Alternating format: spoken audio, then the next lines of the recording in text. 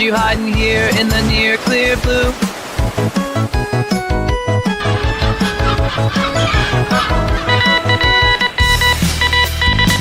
He's been cited by Forbes, The Wall Street Journal, Benny Johnson, Timcast, Dr. Jordan B. Peterson, and even the United States government. Hey, the Pro Show is on. Awesome! Let's turn it on. Guys? Where'd you go? Morty, let's check in on Ryan Johnson's new trilogy. Okay. I bypassed the compressor. What did you do, Ray? Son of a... That's gonna leave a mark. Now, he was okay, after 6-7 weeks. Okay? They get over it. Kids are resilient like that.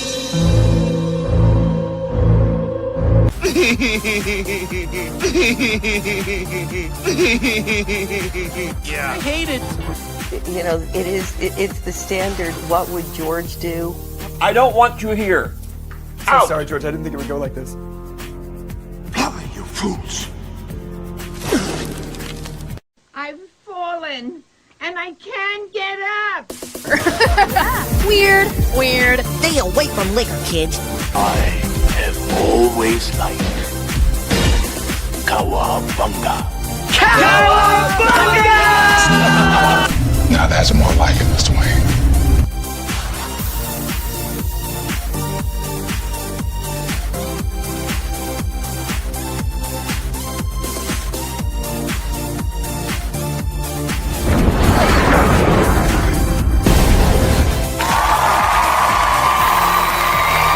It's about how hard you can get hit and keep moving forward. How much you can take and keep moving forward. The Force will be with you. Always. That's how winning is done. I am vengeance. I am the night. That's what she said. I am Batman. If I won tonight, I would come home and we'd celebrate. Well, I'm coming home, we're celebrating. God bless you all. Watch your habits, for they become your character. And watch your character, for it becomes your destiny. What we think, we become. It's scooping time. Ladies and gentlemen, boys and girls, in just 2 minutes, the lighting at the Magic Kingdom will dim for the performance of the Pro Show. We hope you enjoy and have a magical, truthful time.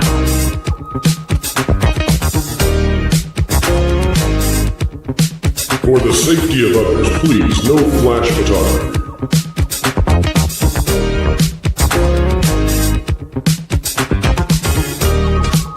And welcome to ProVision 3D. Alright, everyone, put on your coffee glasses.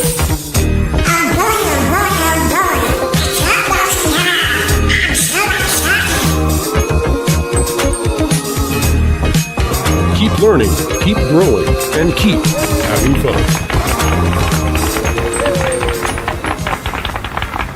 To all who come to this happy place, welcome. You know that you've been taught the golden rule, do unto others as you'd have them do unto you. Yes, Paul. Autobots, roll out. I'm bringing the party to you. If somebody's going to try to blackmail me with advertising, blackmail me with money. Fortune and glory, kid. Fortune and glory. Chicken jockey. All right, it's time to go to school, son. Come on, get your hands up, man. Are you okay? They'll never take our freedom!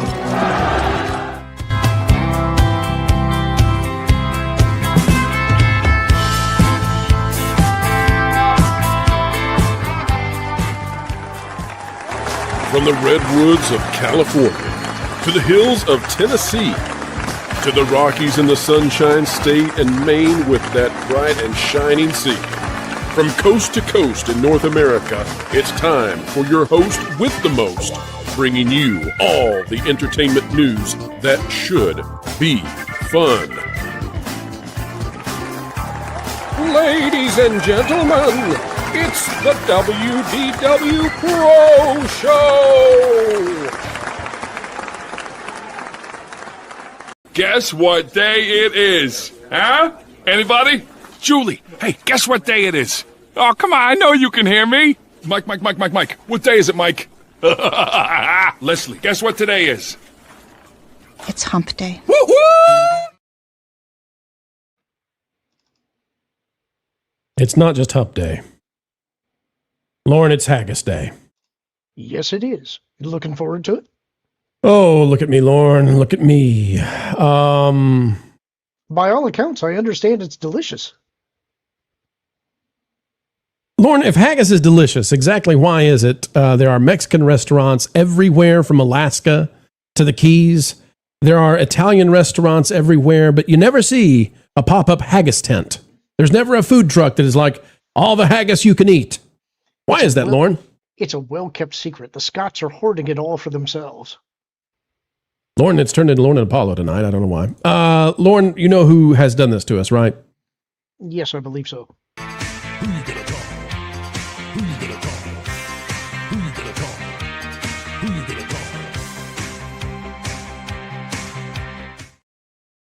And you know, Lauren, I'm not into the whole good mythical morning kind of thing. It's not what we do. We're an intellectual show here, darn it, I tell you, with a few poop jokes thrown in just for fun. But Lauren, if we hit the super chat goal, which is exceedingly high for good reason, or if somebody drops at 300, we'll just call it a day. Lauren, I'm also prepared. You didn't do this. I did. Lauren, these are beautiful, wonderful ghost peppers, which I will be using to make into a ghost pepper dip later this week. But if somebody drops either a 300 or we hit the 50 super chat goal after the haggis live, I will eat one of these little devil pods and see what happens. You know somebody is going to... They're going to super chat $300. There's lots of people on the channel that will do this. They like causing us pain. That's just going to be paying your plumbing bill. Why are you doing this? Well, I'll tell you, the haggis was not cheap.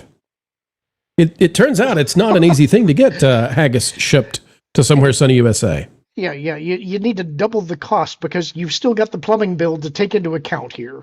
Have I told you, Lauren, about calling the restaurant, which there are very few in the United States that serve haggis, calling them and them saying, "I'm sorry, sir, we can't ship that in the sheep's stomach"? Oh, what a tragedy. Well, gosh, I'll be so disappointed if you can't ship it in the sheep's stomach. Just can't do it. But I will tell you this, folks, when they heard what we're doing it for, they sent plenty. So I got lots of haggis to eat. Oh boy, oh boy, oh boy.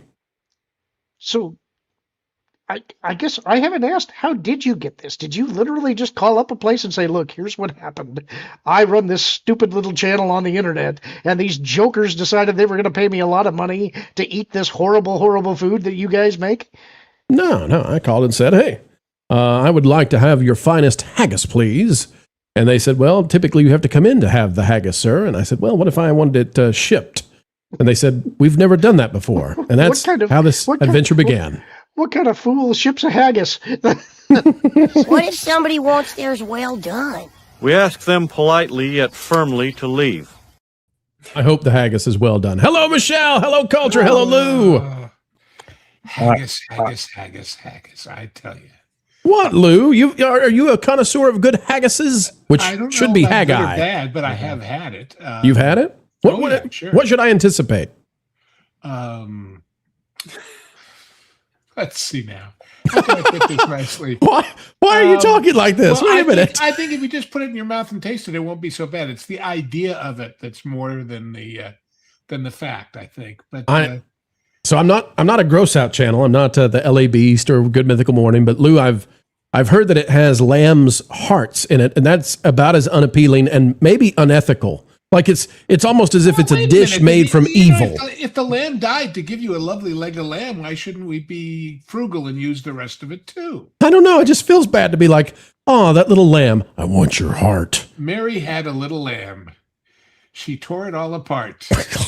And when she finished up the leg, she ate the little thing's heart. This is terrible. Oh, this is so bad. Oh, so I heard that dear little pro got paid to eat haggis, and now he's all afraid. Stop being such a wee little flower and eat up, you weak stomach lily man.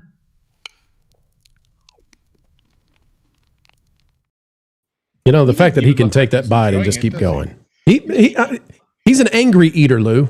Yeah, well, I never eat in anger. No. I never eat in anger. All right, folks, let's see if we can do this quickly. We've got 20 super chats. We're not going to skip through these at all, but we got to rush into this to make sure we get everything. 50 is the goal for the ghost peppers, and I'll hold it up one more time. Michelle, would you like me to ship you some of these ghost peppers? Would you like to have a ghost pepper as well? How hot are we talking? 1 million on the Scoville. 1 million. I cooked with jalapeno peppers yesterday, and like it soaked into my skin here, and it was on fire for about 24 hours. Multiply it by at least 100. This is the stuff they put into bear mace. Bears don't like it. Mark Fields for $1.99. Positive vibes to you all. Have a beautiful night. Thank you, Mark. And Mark for $4.99. Pro, it'll be okay. At least it's not blood pudding. And we're not doing blood pudding, so packing, don't pay for blood pudding. I will not eat coagulated. No. Packing for 2. Tee-hee-hee. You know what? We're doing that as Butters because that's what it deserves. Tee-hee-hee. Yeah, that's about right. We've got Mark again for $4.99. Pro, the next thing that you desperately need to try is spicy chicken lasagna. Well, that sounds good. No, definitely don't. Lasagna. Yeah, don't super chat me for to eat spicy chicken lasagna. I would hate that. Be safe, and I hope everybody's doing well. This is becoming don't throw me in that briar patch. You realize that, don't you? Please don't throw me in that briar patch. Juliet for 5. Morning Pro, Palin Pro writes, it's all right when Juliet is here. Packing Protons for 5. Who in their right mind would do this? You people are crazy. Cats and dogs living together, mass hysteria. Smith & Sons, 5 Jules drops a treat. Thank you so much. I may also tomorrow. Pixel Ghost for 5. It's times like these that I appreciate being vegetarian. Well, we could get you some durian and some, there's plenty of vegetarian nasties out there too. Lou, why? Why do you have to say the things that then they'll pay for me to do, like eat durian live? Who said, they're glad they're vegetarian? Oh, yeah? Watch this, Ooh, durian smells like feet. Snarky is out there for 2. Hump to the humpity hump day. Let's go pro. That's right, folks. It's hump day. Keela out for 5. Man, HIPAA. I respect it, but being on the flip side, hate it. Haggis is good when you guess what day it is. Release the shills. We've already had the camel. You want the shills as well? I don't know if we can handle that much fun here. Here. How about a snippet? A snippet of shills.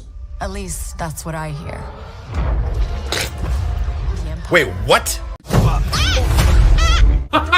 Let's go. Jabba, right? 1.21 gigawatts! 1.21 gigawatts! That's a sarlacc. Is a snippet of shills like a gaggle of geese or a pride of lions or whatever? Is that the official plural? Except just a teeny tiny few of them. Okay. Yeah. Just Charles Morris for $50. Oh my! Tonight's the night. Haggis. I feel bad for you, pro. All right, we're gonna go for it though. We'll see. I will tell you all that Lou, you've had haggis before. I've seen the haggis that I'm going to eat tonight. It looks a little bit like dog food. Is that how it's supposed to look? Well, yeah, it depends on how well you like your dog. Minus the stomach. Minus being served in the stomach. Let's see here. Sikwahi has gifted 250 joules for a laughing disco. Thank you so much. And of course, the Fudge Dora is back, ladies and gentlemen. He's out there. He's winning. Oh, hey, everybody, get back in here. There we go. He's winning. You go here, you go here, you go here, I go here. That's good enough. All right, Snarky, thank you so much, buddy. We appreciate you and the Fudge Dora.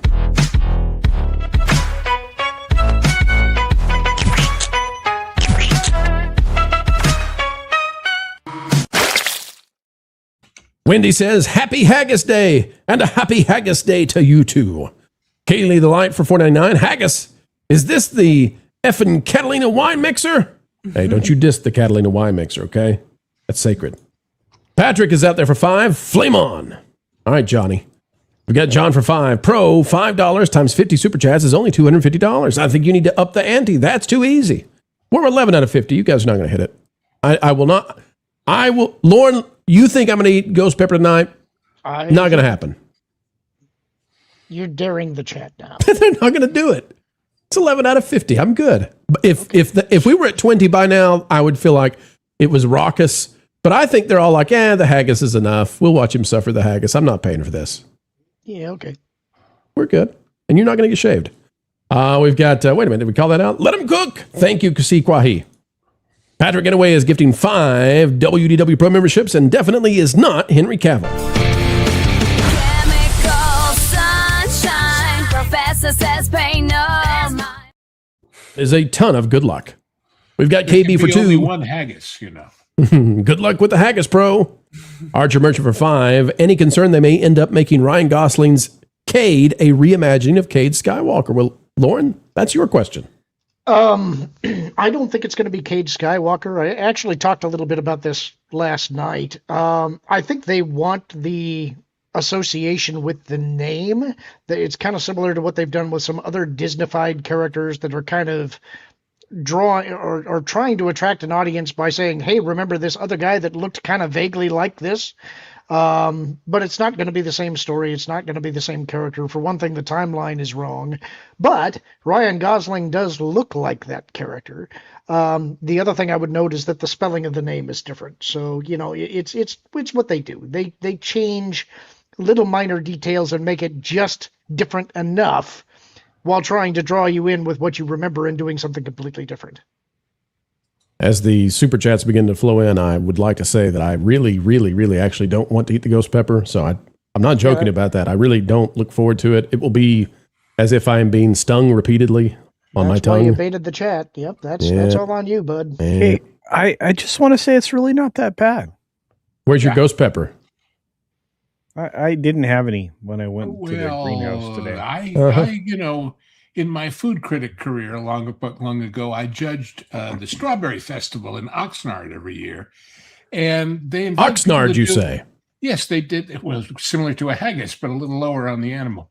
But anyway, they had people do recipes regardless of what course. And the first thing we had was a strawberry salsa, which was fine, except they made it with ghost peppers, which meant you couldn't taste anything else for the next hour and a half. So, that's right. Goodbye, taste buds. Oh, that was a little intense. But if you have some strawberries around, that will help a little bit if you mix it in. Couple more, ladies and gentlemen, then we'll get to the first story and see what happens. J7 up there, letter of the day for 5. That AI Scottish man looks like CV on conservative vibes. Could be. We've got Juliet dropping 550 joules. Stay hydrated and thirsty, my friends. John for 5, not sure if YouTube will let me say this. Let's find out. But at least nobody tried to pay you to eat spotted. Yeah, YouTube wouldn't let me say it. Ricardo, I think, is the word they were looking for. Jay is out there, says, here is 10 to viciously make everyone eat no-bake cookies. I know the horror. Wait a minute, is that, you just mean cookie dough? No, no-bake cookies. You've never had a no-bake cookie? I want to eat cookie dough. I'll do that. Can we make it be that? Well, that would be better. I would agree. Oh, okay.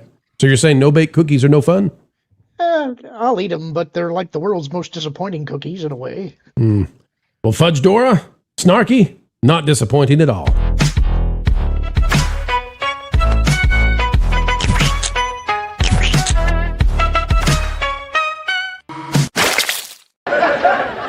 What are those? These are my Spider-Man pajamas. Let me rephrase that. Why are you wearing those? Because my He-Man pajamas are in the laundry. All right, we've got Arrow out there saying, hey, Pro, where's our friend Wiz? Well, the Wiz is working on some stuff tonight, getting a video ready, but he'll be back very soon, often on the evening shows, and we miss him when he's not here. Devil is out there for 800 joules, and I believe he's the guy who sent in the peppers. He made them himself. We've got Eric Stratton for 20 wonderful, kind, generous dollars. The idea of Mike, Jay, and Blaine going on shark diving boat tour wasn't a vague happening. I played a 3-party troll on all these guys with the same 30 minutes. Epic Mike even sang a Dr. Seuss song about why he wouldn't do it. Eric, are you saying you're the guy behind them jumping the shark? I don't know. I don't think that Canadian bears should be in the water. I just don't think that's where they belong. Keep the bears out of the water. They don't belong with sharks. Thank you, Eric. Juliet dropping another husky. and then a corgi as well. It's raining pups out there. All right, folks, we've got to get this first story in before Michelle goes for her PJs. Michelle, are you ready to weigh in on the WNBA? I'm ready for this.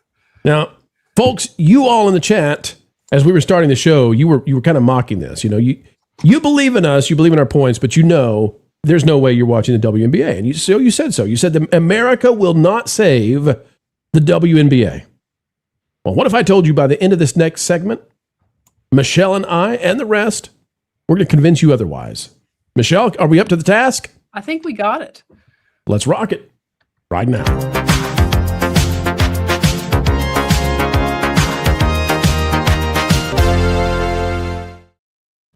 It seems like the WNBA just might hate America, but America is about to love and save the WNBA. Don't believe us? Hang tight. We'll prove it, and you'll believe it on the other side. Fox News reporting this. Caitlin Clark helps WNBA shatter another TV ratings record as Fever Dream draws massive audience, which is a great combo. The Fever versus the Dream is a Fever Dream. You can't make this. That's just too good. Indiana's overtime win over Atlanta topped the previous cable record of 2.3 million, also set by a Caitlin Clark game. She's saving the league. But she's not just saving the league. Remember that there's more here, and I would say this is like Rocky versus Drago of the generation. Sophie Cunningham on the Indiana Fever and Caitlin Clark both standing and honoring the flag while nobody else will. Sophie actually puts her hand over her heart. We'll play this. This is before that game, which breaks the ratings. Even the Indiana Fever that Caitlin Clark and Sophie Cunningham that they play on, even the rest of the players turn their backs, and Atlanta won't stand there for the anthem. Here we go.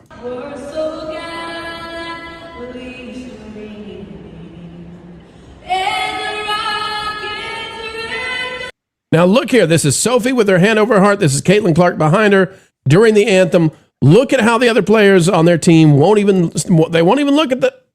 It's disrespectful, but it's not as disrespectful as Atlanta, which went and hid away.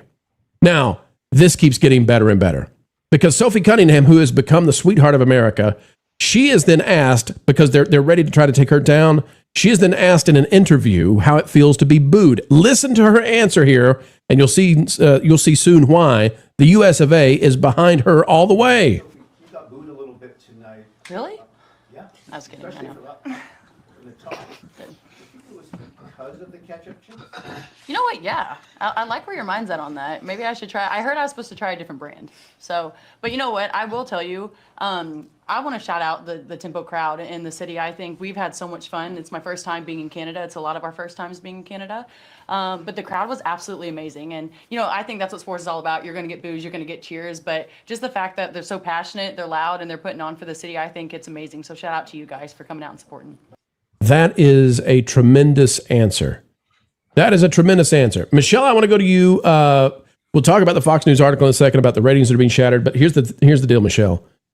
The WNBA records are only being broken. The ratings are only happening when Caitlin Clark and Sophie Cunningham take the court. Otherwise, it's abysmal. And that's driving these people insane.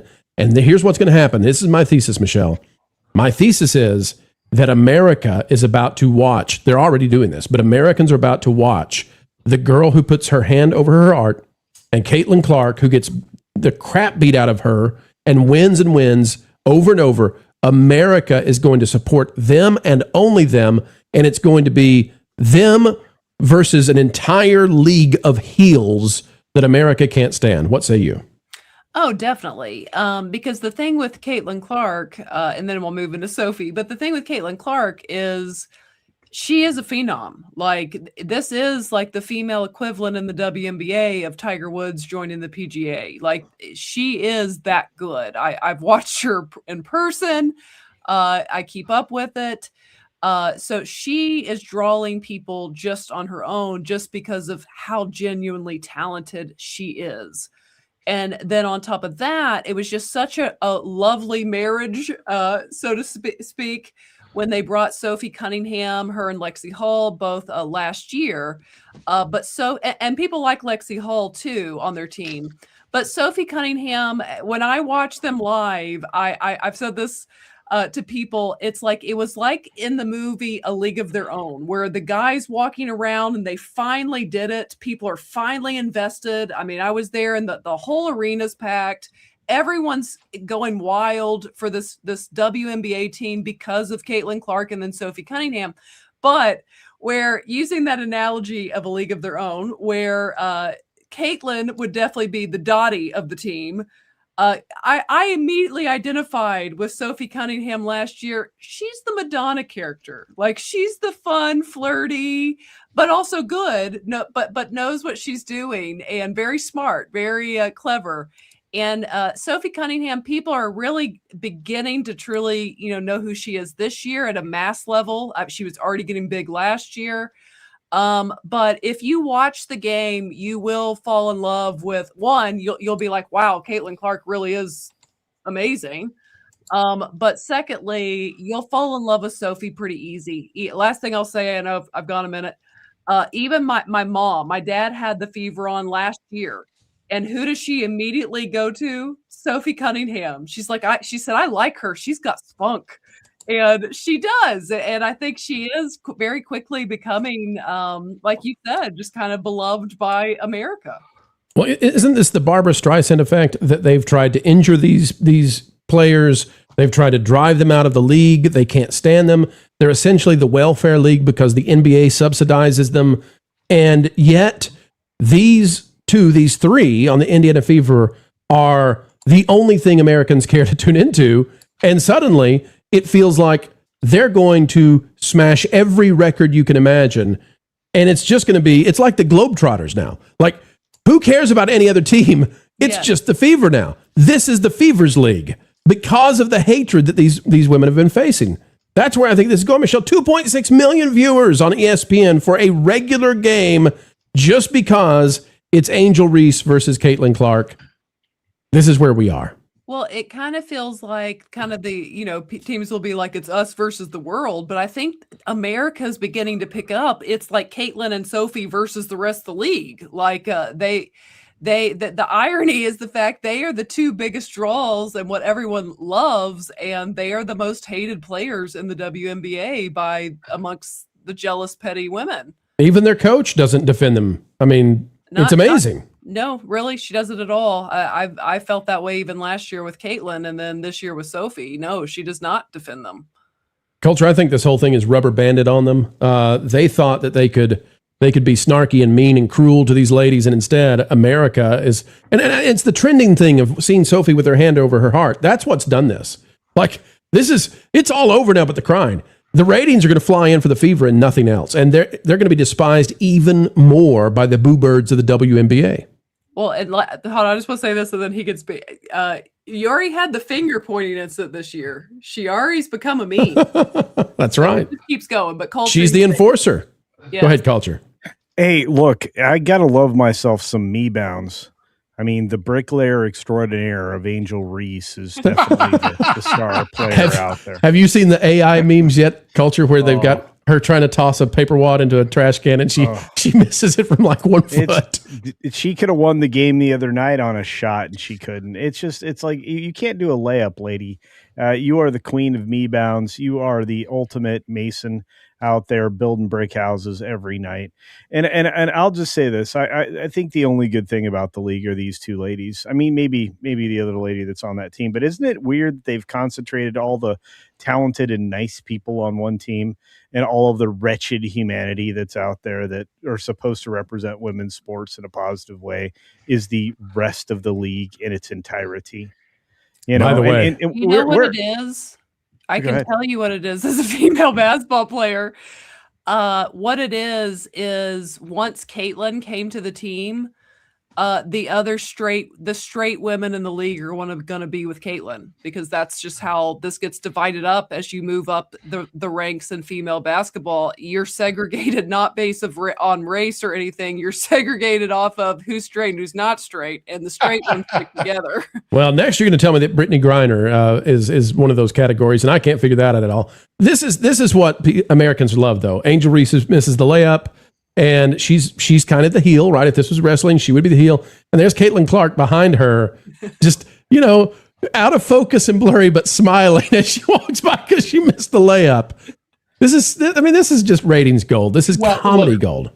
So what they've done, they've exposed the truth about the WNBA, which is that it's mediocre compared to, let's say, men's basketball or anything else. In other words, when everybody's mediocre, nobody stands out, then that's the level of play. But it's like having a major leaguer on a little league team. Yeah. They're so much better. Putting aside all the other conflicts, they are so much more skilled than anybody else that it makes everybody look bad just by doing their best and it not being very good. Well, and I would say, too, that at the start of the WNBA, they were far more talented. And Caitlin Clark is that level of talent, right? She's Cheryl Swoops and all that. Caitlin Clark is genuinely talented. And so in the face of what has been a degraded product, Caitlin Clark comes in and she's fantastic, and it shines a light on all of these people. And they can't stand that either. When somebody is so much better than everybody, when I was in high school, we had every year an annual basketball tournament. And there was a kid from Ventura named Jamal Wilkes. Only in those days, it was Keith Wilkes when he was like, 16, 17 years old. And he was so much better than everybody else. And of course, he went on to a huge pro career. But it was like when he was on the court, you weren't looking at anybody else, regardless of what team you were rooting for, because the level of just natural talent was so superior. Right. Well, there's no comparison. My only takeaway here from based on what Michelle was saying is the Indiana Fever is the only team that wants to D up. Everybody else is out there for something else. Culture in the face of what's happening with Enos Freedom, Cantor, and all of that. Let's not use that phrase right now. Oh, sorry about that. No, yeah, but you know, you make a good point. I mean, you know, between Enos Freedom and Royce White, I have a feeling that the future of the NBA or WNBA is bright. And they can't even define the W. Of course, they're. Yeah, they got to get a committee to figure out what the W means inside the league. They want no. The W means wannabe NBA. No. Listen. Women's basketball in college is a phenomenal sport to watch, and there are so many fantastic female culture that just because it's okay. Have you not watched Futurama? Do you not know about the fundamentals? Oh, boy. Let me tell you, if I hear more about the fundamentals, what I do know is this. There are some very talented ladies that play basketball, and they are You heard it here first. Culture versus Michelle. One-on-one pickup basketball game for charity. We're going to do it. Loser eats haggis? Loser eats haggis. That's right. I will not lose. Hey, Lauren, I think that Caitlin Clark, Sophie Cunningham, who's the third player, Michelle? Lexi Hull. Lexi Hull. I think that America's going to start watching the Fever. Like, this is going to become a thing. This is going to be like it is them versus the entire woke world. And I think they're going to just explode for the rest of the season with ratings. Way bigger than before. We'll see. Are you going to watch them? No. What's wrong with you? I'm sorry. It's not my thing. Play to the segment, Lauren. Play to the segment. What are you doing to us? Well, let me make my suggestion if you want to. Let's say have entertainment. I'm not going to say rescue the league, but I would find it entertaining if we changed the W to Wilton. Let's put Wilton in charge of this whole thing, and bring him onto the court. Things would get interesting real there, fast. Lauren, is the N stands for national, and Wilton is from some other nation up there in the north. Details. Where he should forever stay. We have men in the women's. We're trying to get men in there. If they do that, which I continue to think they're going to, I think they're going to let these. I think they're going to let these guys in. Now, if that happens, they do. They don't have a choice, and I can't wait. I mean, we're going to get to see some records made. Aren't you excited, Lauren? If that happens, then I agree with you. This is going to blow up. I think then suddenly you've got things to be talking about. You mean everybody's going to make asterisks of themselves? Is that what you're trying to say? Yeah, and you know what? I cannot wait for the Asterisk League. I'm very excited about it. This is not going to happen, and the reason, Michelle, is because Enos Cantor Freedom had a huge chance about a week ago. Now it's down to 2%, according to Polymarket, and that's because they know there's 8 former NBA players trying to do this too now. It can't happen, or else the entire WNBA will be made up of dudes. I'm not conversant with the details of how these things work, but I would almost guarantee you that there are more human beings actually betting, putting money down on this than on any of the actual games and their outcome. Maybe. But look, the G League players would make more money. The male G League players would make more money, with a top contract, which they certainly would qualify for after being drafted into the women's league. I'm very much looking forward to that. I can just imagine like one entire dream team full of culture of identifying as female dudes. You're doing this the wrong way, because this is going to work like an arms race. If they do allow it, then suddenly all of the players are going to be men. I can't wait for that image. If you've got just 2 full teams of men wearing pretty pink bows, and so the W will stand for wig. Is that what you're saying? the wig basketball. Wigs it already and weaves. is. Wigs and weaves basketball. Yeah, we've already got that. Have you Culture, not seen these ladies? Culture, you are not taking seriously women's basketball. I can tell that you have never taken the court with an actual collegiate level female player. I tell you what, you have never been hip checked Michelle by a woman who is but I sturdy. have hip checked ladies on the ball court. I'm going to tell you right now, Michelle, I am 30 years your senior. We should play some basketball. This is going to go so badly. All right.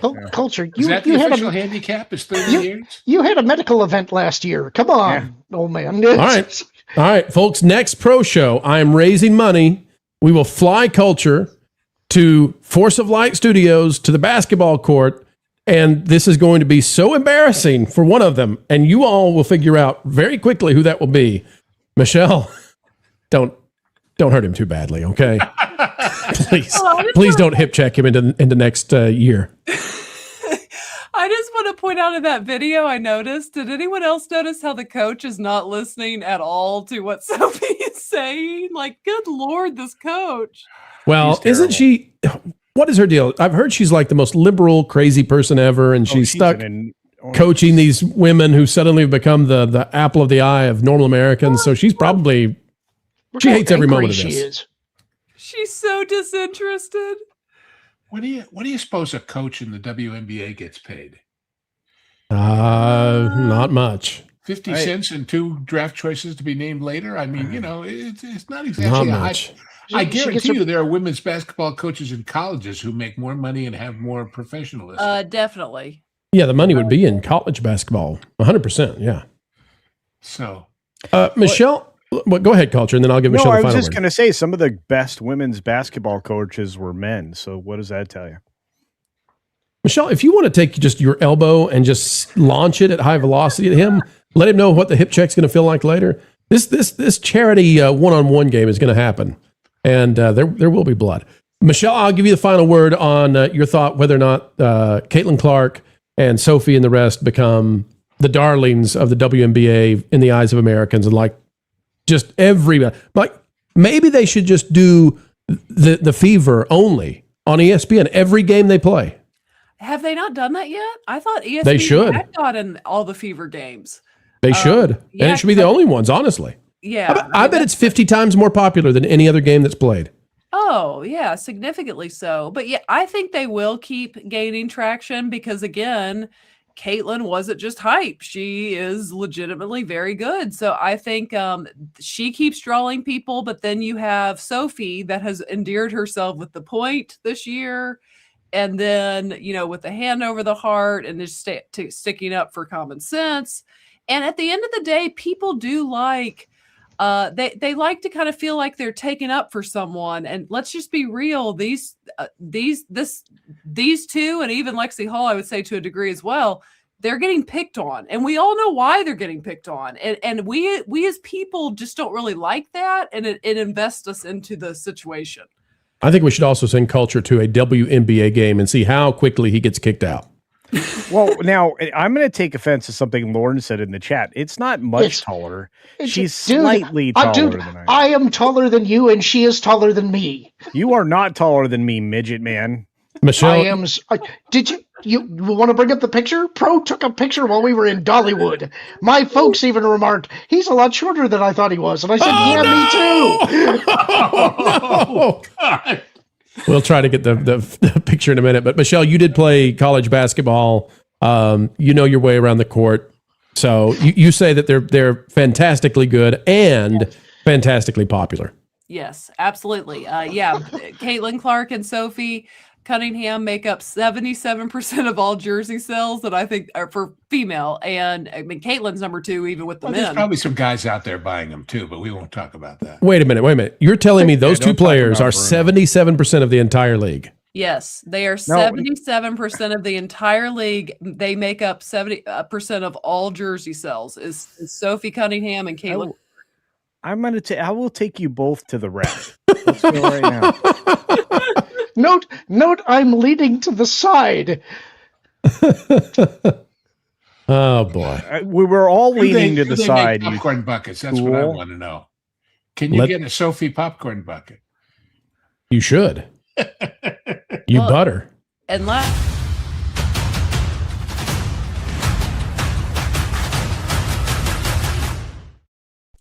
Rats, Michelle, caught by the interstitial. Last thing I'll say, and then I've got to hop off unless there's a super for me or anything. Oh, well, there's 41 supers, so I'm going to say we got to check them.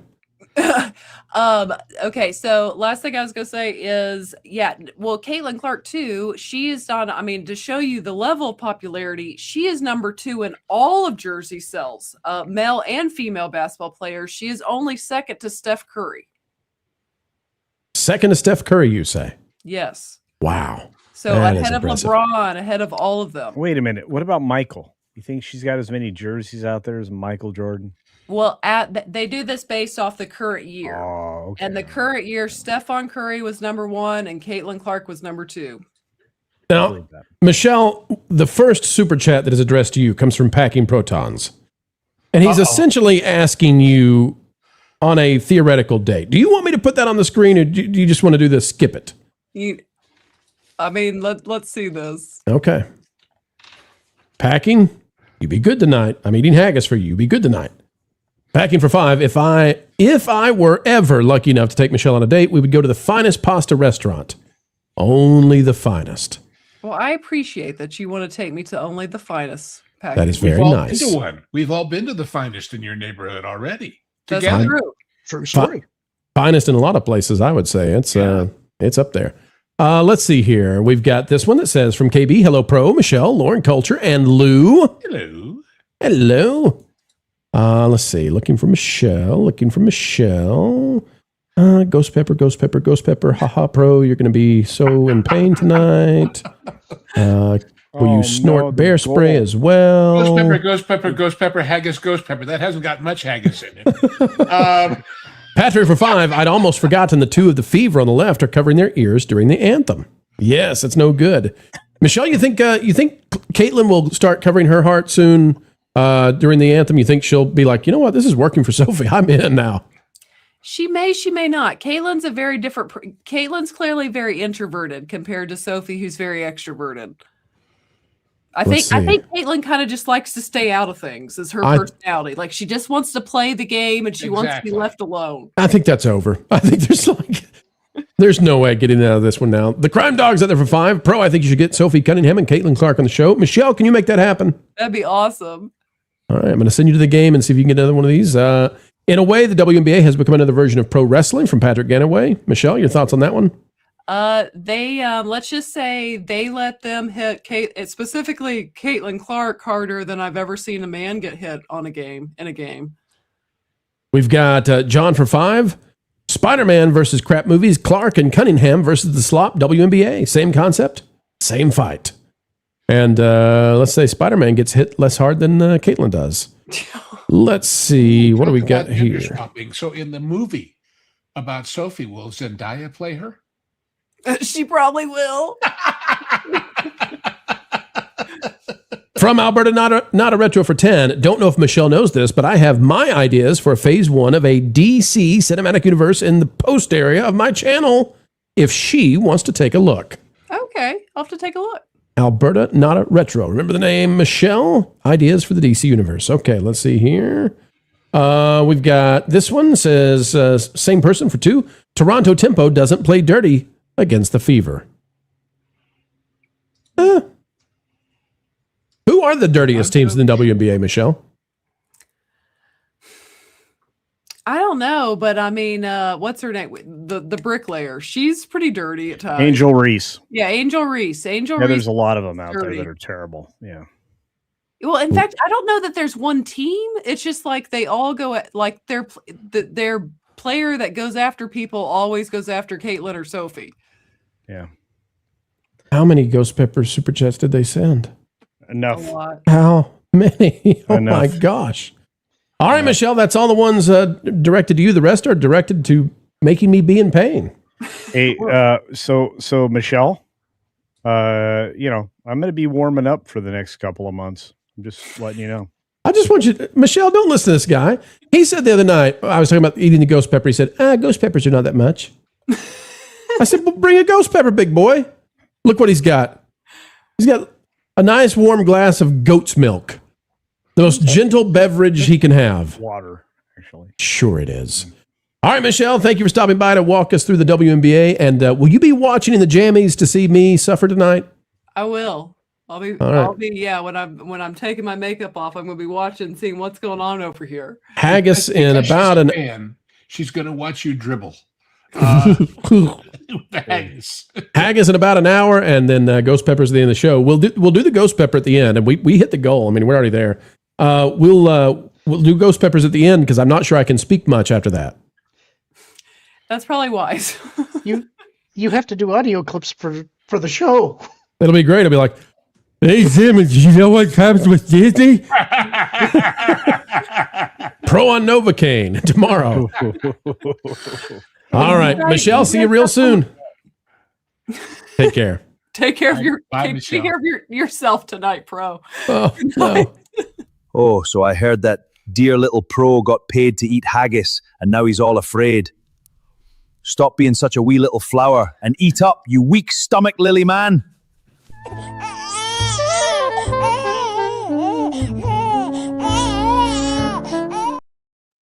Oh, let the crime begin. All right, we're going to fly through these, folks, because I know what you don't really care about me reading these. I know that. You know that. It's not that kind of night. It's not that kind of movie. You just want me to eat the ghost pepper. So let's fly through these. The entire reason you sent these was so I won't be in pain. I get it. See how much you love me now. Albert is for $1.99. I make a decent saffron cream sauce. There you go. Hey, anytime you can get the actual flavor of saffron to come out and be out there, great taste. Smith & Sons, that's right, money. I have a big glass of milk on hand for the pepper. Smith & Sons, I will have an entire carton of milk ready to go because actually, so I don't know how hot this pepper will be. I mean, I know it's going to be really, really hot, but there's a variability in the pepper. And so if I get a seed or something and crunch down on that. You may want to wear rubber gloves too. Yeah, nitrile. Well, I'm being careful. I'm holding the stem. As you can see, I'm holding the stem. About the outside, it's the inside and the seeds and the veins and all that. Oh, I won't touch any of that. Nitrile glove, dude. If I'm actually cutting them like I will later in the week, all of these folks, if you haven't seen, all of these are going into a sauce later this week. We're going to do a ghost pepper dip. So when I do that, I will definitely wear gloves. Archer Merchant for 2, men as women players dunking equals still higher ratings. Yeah. Imagine Vince Carter in a wig. John for 5 was Patrick Inouye for 5. Snarky still grossing out a young Sandra Bullock. All for the fire. John for 5. That. Dare. Was that a dare? Well, if it was, I lost that dare because, we're doing it. Packing for 2. Cobra Cast chat is now aware. $300. Oh, boy. Oh, no. Kaylee out for 5. There can only be one haggis, Lauren. Pro ghost peppers. Don't tempt fate. I have Korean friends that call it weak, but your poor Western stomach. Listen, don't start with this. Your Korean friends say that ghost peppers are not hot. It's the 3rd hottest pepper in the world. I mean, come on, we're up there. It's fine. And the Koreans ferment them, and so that takes a little milding into it. Yeah. All that kimchi out there has been slowly fermented underground. I can promise you, I'm not going to do a Carolina Reaper. Not going to do it. Why not? This week. You join me, big boy. I will. I'll bring some. Yeah, where's your ghost pepper tonight? There weren't any in the greenhouse. Why? There just weren't any. Are you growing any? Yeah. I want to see a picture of that ghost pepper bush with no ghost peppers on it. There's nothing on it right now. It's too hot. Did you harvest any ghost peppers yet this year? There's no ghost peppers. How do I artfully tell a lie?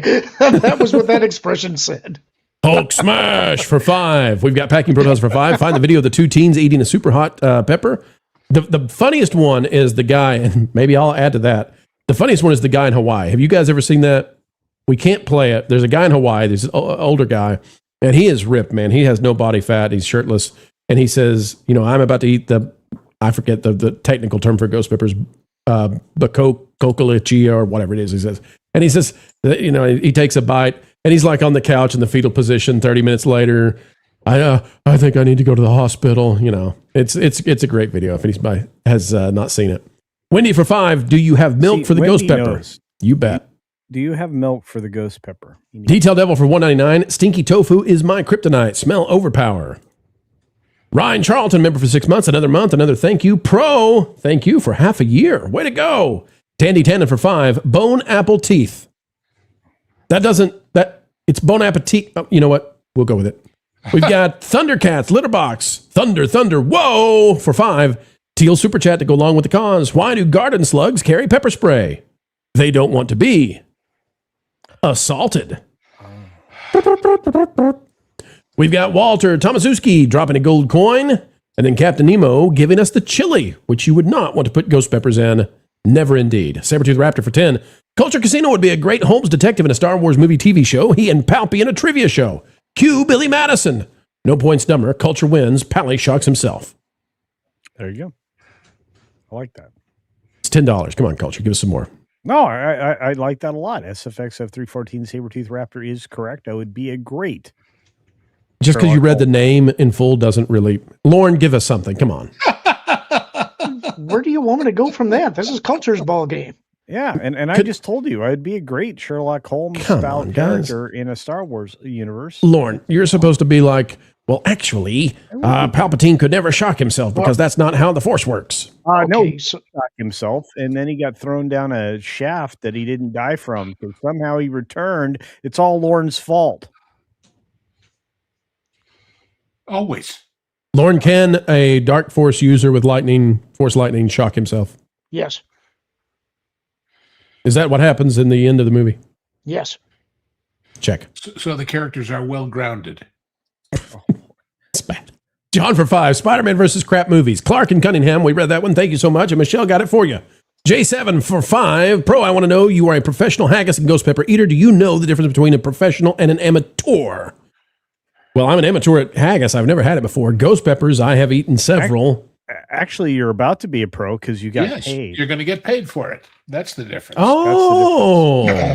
But at this moment, I'm still yet just an amateur. You are have a not Padawan pepper or something. I don't know. That's right.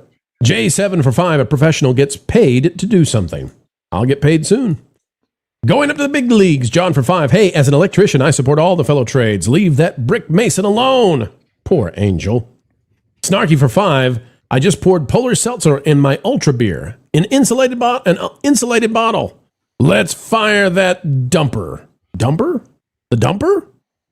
Dumpster fire, right? Ashlyn Clark, sister of Caitlin Clark for 20. No, not really. Pro, a few months ago, you did a video on the Future Vision Prize film competition. I wanted to thank you so much for sharing that. Last week, I submitted my concept trailer into the competition, hoping all goes well. Ashlyn, way to go. We love to hear when people take their creative juices and get out there in the world and show off what they can do. I'm hoping, crossing fingers for you, Ashlyn Clark. Get out there and do amazing things. Way to go, way to go. John for 5, said it before, we'll say it again. The ultimate irony will be if the WNBA sues over NBA stars trying out. And then SCOTUS KBJ has to rule on it. That would be a turnaround. We have to ask Ron about that.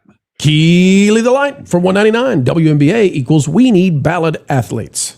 Bald athletes. Bald, it says. No. Haven't you seen the meme of Elmer Fudd? And he says the W stands for lesbian. Lou, did you notice how they spelled bald? Yes. It wasn't the normal way, was it? No, it wasn't the way Lauren will be when the shaving happens. Or was it? I hope it will be the way that Lauren is and currently is and will be for years to come, Lauren. Lauren, did we get a ruling on your eyebrows? Culture is the most devious person. You guys give me a hard time and say Pro enjoys watching us suffer. Culture is the guy who he even wants to hurt himself. He wants to play Michelle in basketball. I mean, did I mention how short Culture is? He's like, people tower over him. It's really quite impressive. Albertus for $4.99. The WNBA will sabotage these players. They don't want success if it's because of these two. Otherwise, they would put a stop to the on-court assaults. Florida AG threatened to bring charges. The FTM 22 for 5. I'm in Indiana, and we love Caitlin Clark. The rest of these people can kiss our grits. She is a class act and a great player. WNBA likes being broke. Daniel the 10th for 2 with his 10th super chat. Fun fact, Wilson is also a town in Connecticut. Or a townlet. Townlet.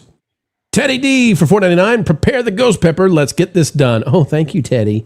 Kaylee the Light for $1.99. Culture should 1v1 Angel Reese. I probably could take her. Yeah, better chance than Michelle. Packy for 5. As long as she didn't stab me with those giant dagger fingernails. Good gravy. Packy How does for she 5. wipe her anyway? Only you would contemplate that. Only you can prevent force. Hot pepper video, forewarning from Packy Protons. Retromeister for 10. Evening all. The WNBA has mostly on life support due to supporting the modern day feminist agenda. Prime example, the WNBA working with Malcolm D. Lee on Lola Bunny's redesign for Space Jam Woke Legacy. Yeah, that was a flop and a half, eh? Yeah, I forgot about that too. The WNBA being part of that team to redesign the rabbit. We designed a wabbit. Albert Rotten, not a retro for 10. New video, why Captain America was absolutely right and Iron Man was absolutely wrong. With the debate from Civil War and footage from the movie Shake Hands with the Devil about the Rwanda. Can't say that on TV, can we? Thank you, Albert. Not a retro. Hopeful to go check out your channel and see what you got to say about Captain America. John for 5. Speaking of coaching and cultural issues, heard that a catching or batting coach or something is in ice trouble for not having valid ID at an airport. 8 years he overstayed his visa. Well, that'll do it. Dumper fire. Dumper fire. Dumper fire. Dumper fire. Wow. A lot of dumper fires out there. Can I put them out? Without a doubt. Folks, we'll get back to these. We still have 27 super chats to go, but I do want to jump the line for this one. John for 5. Culture playing basketball is par for the course. Remember Spud Webb?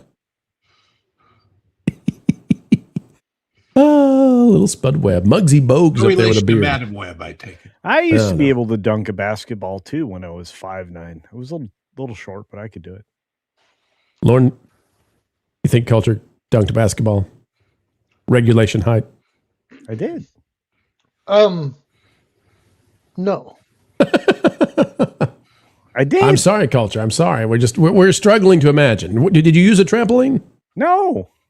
I actually could do it. Small Perhaps beach ball. A step ladder? Springs on the shoes? Bungee cord? Mr. OG?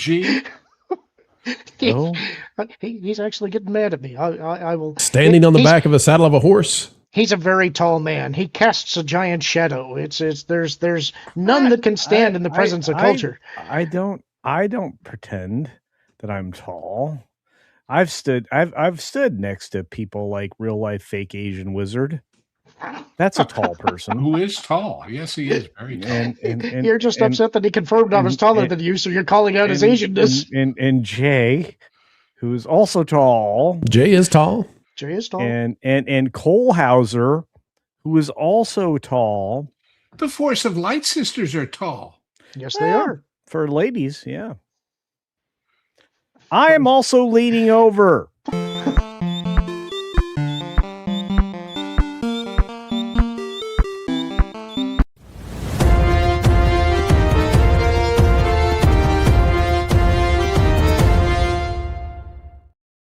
There's giant Star Wars news out there, folks. Let's take a look at it right now. Star Wars Holocron posting this. And get ready because there's a bunch of stuff coming together all at the same time. Hayden Christensen is open to making a live-action The Clone Wars shows, it says. Quote, I know that Ewan McGregor would love to do more with it. I've heard Natalie Portman would love to come back, Sam Jackson, so you could get the band back together. Well, let's hear it from him in his own words. Here we go, folks. 3, 2, 1. Different side of the character, and I guess I can share that I play a Force Ghost version of Anakin as well. Interesting. Okay. Jedi. I love that. Yeah. Love it. Yeah. Is there a world in which we could see just a straight up Anakin show? I know that like Ewan McGregor would love to do more with it, and I've heard Natalie would love to come back, and we want it. Sam Jackson, so you could get the band back, please. There you go. Get the band back up. Breaking news: actors would like to get paid. Well, here's the funny thing.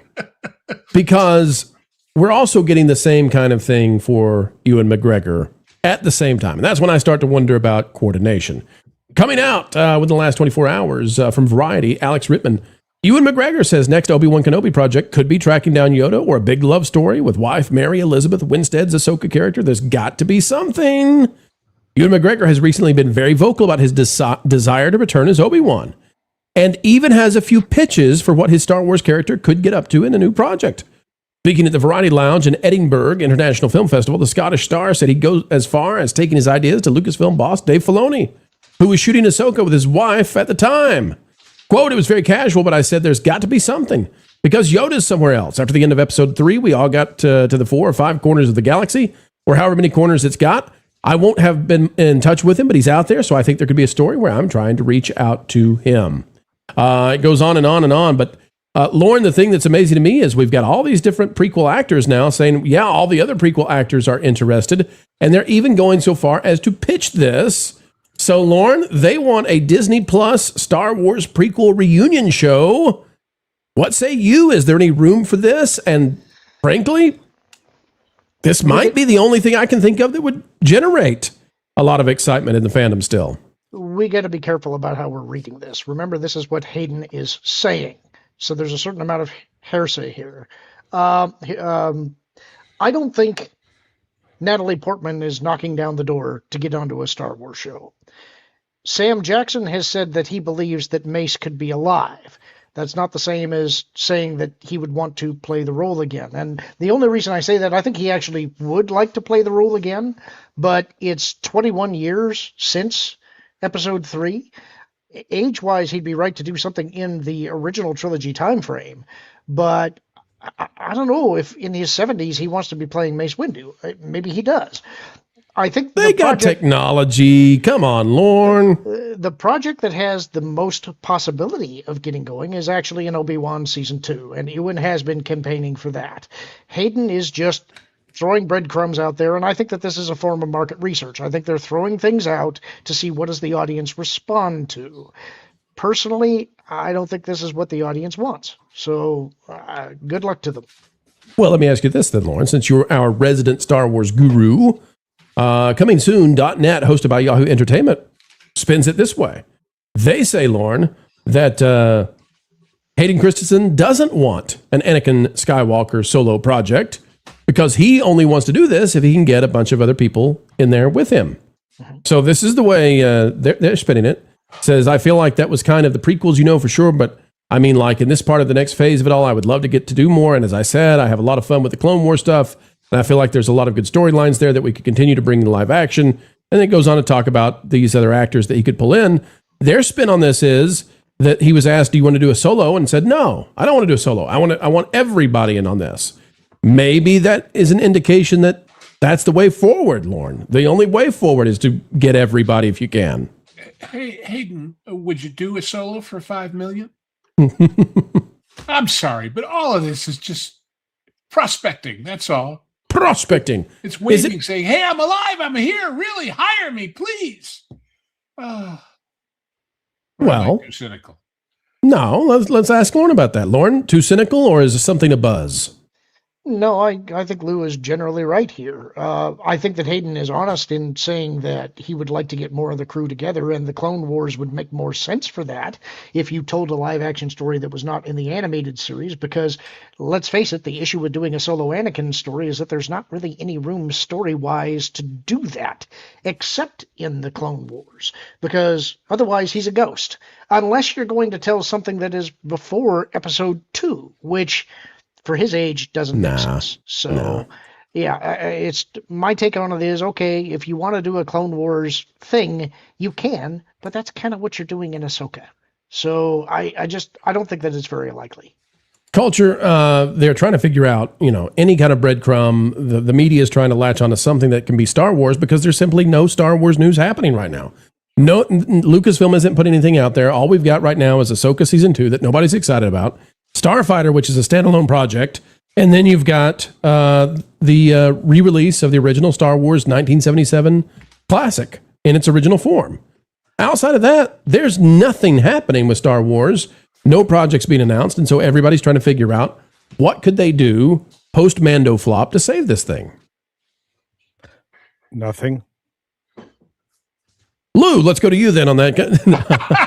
No, but all I know honestly, is I was watching. Was it today or yesterday? I think it was yesterday that Ron was coming to us live from Hollywood Studios, and he was wandering through Galaxy's Edge, and I was looking at all this tired merch and tired stuff, and going, and there was nobody there besides, even if it was a hot day.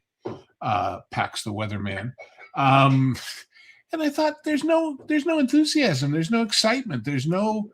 I mean, we can learn, and people who love this want it to be great again, but we don't see anybody behind it giving it any real attention. It was just.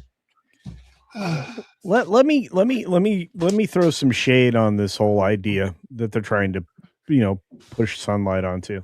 Natalie Portman has been saying that she'd love to come back to Star Wars since her GQ article from 2023.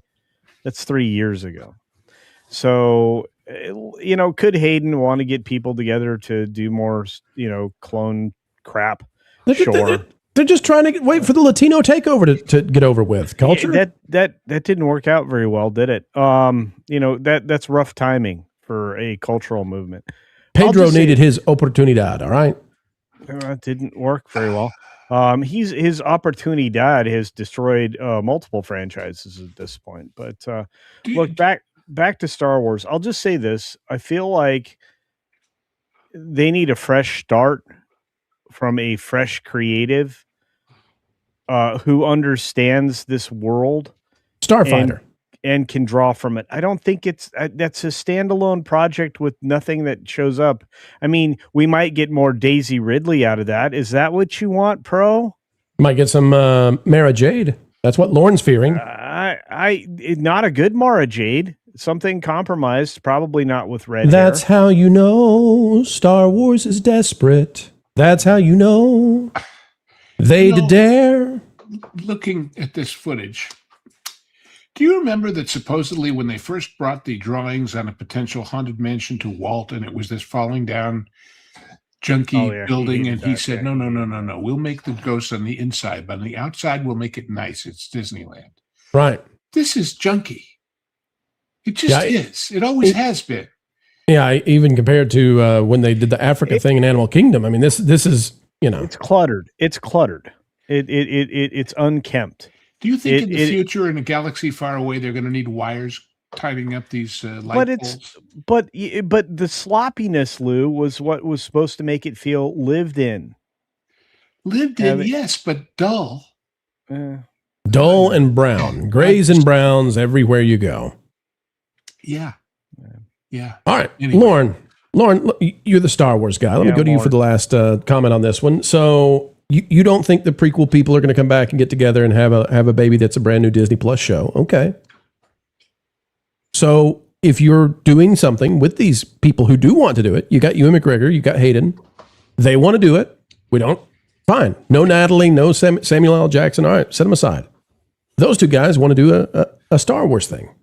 If you were pitched, Lauren Connor, we've got these guys, they want to come in, Obi-Wan and Anakin. What do we do? How do we do something right now with these characters that's workable?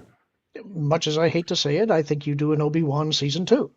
I think that good Lord, man. It's the only play that I think you got. It's the advantage of Obi-Wan is at least Ewan is passionate about the character. And I suspect in a second season he would have more creative control over it, is my hunch. I think that they could attempt to correct some of the sins that they committed during the first season.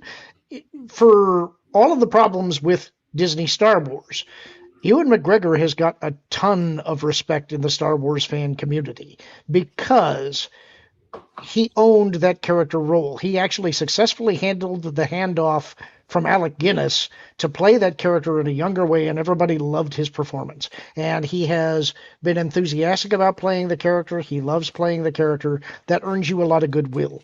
You have to have a good story to go with it. That's the part that I'm not sure that they can do. Folks, there's where we are. Star Wars. How about an intergalactic basketball team? And you bring in Caitlin and Sophie to play with Ray and Reva. You got to remember Reva was No. downside of Kenobi. No, the Wookiee National Basketball Association. There you go. not the only downside to Obi-Wan, by the way. No, There were lots of substantial. problems with Obi-Wan. By the way, when you get stabbed with a lightsaber, probably kills you.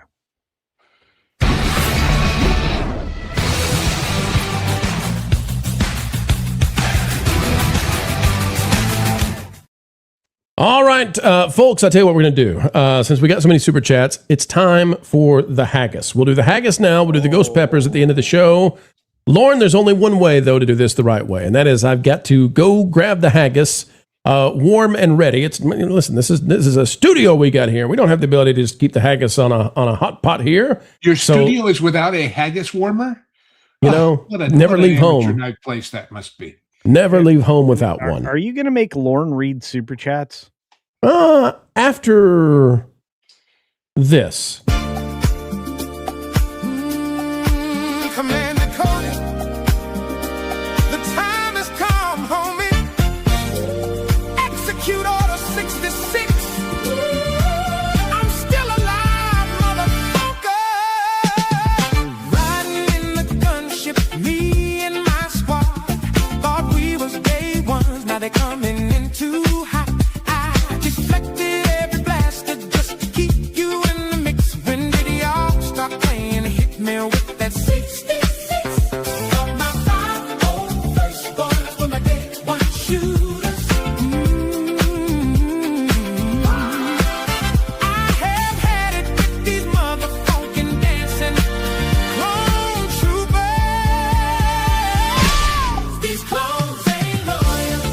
Felt it when my homies died. These clones ain't loyal. Watch my boy Kiadi Monday die. These clones ain't loyal. There ain't nowhere for you to hide. Clones ain't loyal. The chosen one, crispy and fried.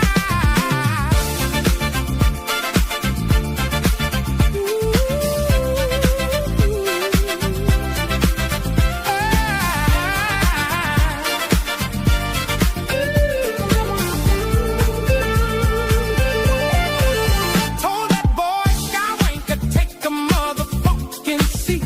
Now he marching in the temple with the 501st Fleet. I was slapping on the bass, just getting ready to record. He told me I think this chancellor is a motherfucking Sith Lord. Got my 501st boys for my day one shooters. I have had it with these motherfucking dancing clone troopers. These clones ain't loyal. He's too dangerous to be left alive. These clones ain't loyal. Watch my boy Kiadi Monday die. These clones ain't loyal. Stepping on my Jedi pride. These clones ain't loyal. Motherfucking Jedi homicide.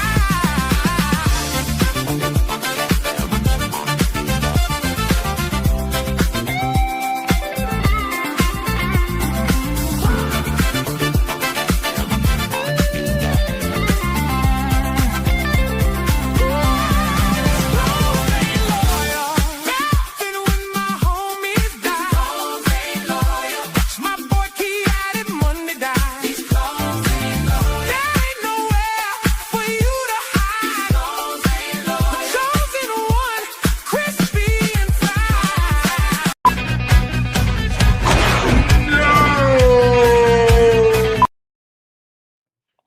Culture, why are you over there? I just want to say I had never noticed this backstage before, but Culture got moves. He was dancing in the background, and he can actually dance. You're pretty good. Give it to us, Culture. Bear suit? Hey, look, these clones ain't loyal. I'm just saying. Give it to us, Culture. What do you got? No. Hey, look, my dance moves are legit. You can see me when I'm dancing as a bear or as a hobo Gandalf. My channel is full of dancing. I love dancing. Sounds great. All right, Head folks. dancing. It is Dancing. time to try haggis for the first time. And you all can see the haggis. Lou, does that look like haggis to you? That's haggis, all right. What's in the other bowl? Well, I'm glad you asked. Culture, where'd you go? You're going to like this. That's his puking bowl. This, Culture, can you tell us what this is? Quinoa or something? Is it quinoa? It is mashed potatoes. Oh, okay. Purple potatoes. Oh, good. So there you go. Oh, okay, ladies and gentlemen. So this is a proper meal now. I would We put got the haggis potatoes and down potatoes. first as a foundation, as a protection to your inner stomach line. Well, no, stomach lining is a really muscular thing. It's a delicacy in many parts of the world, in many animals.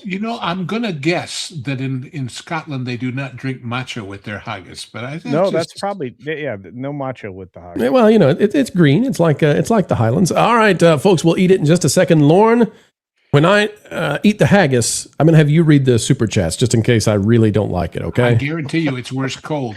Okay. It's not cold, I promise. Don't wait is what I'm trying to say. It's no tripe.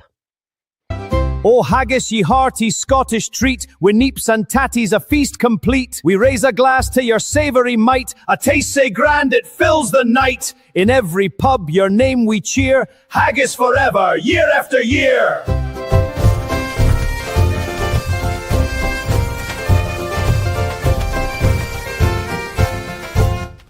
Pro, it's time.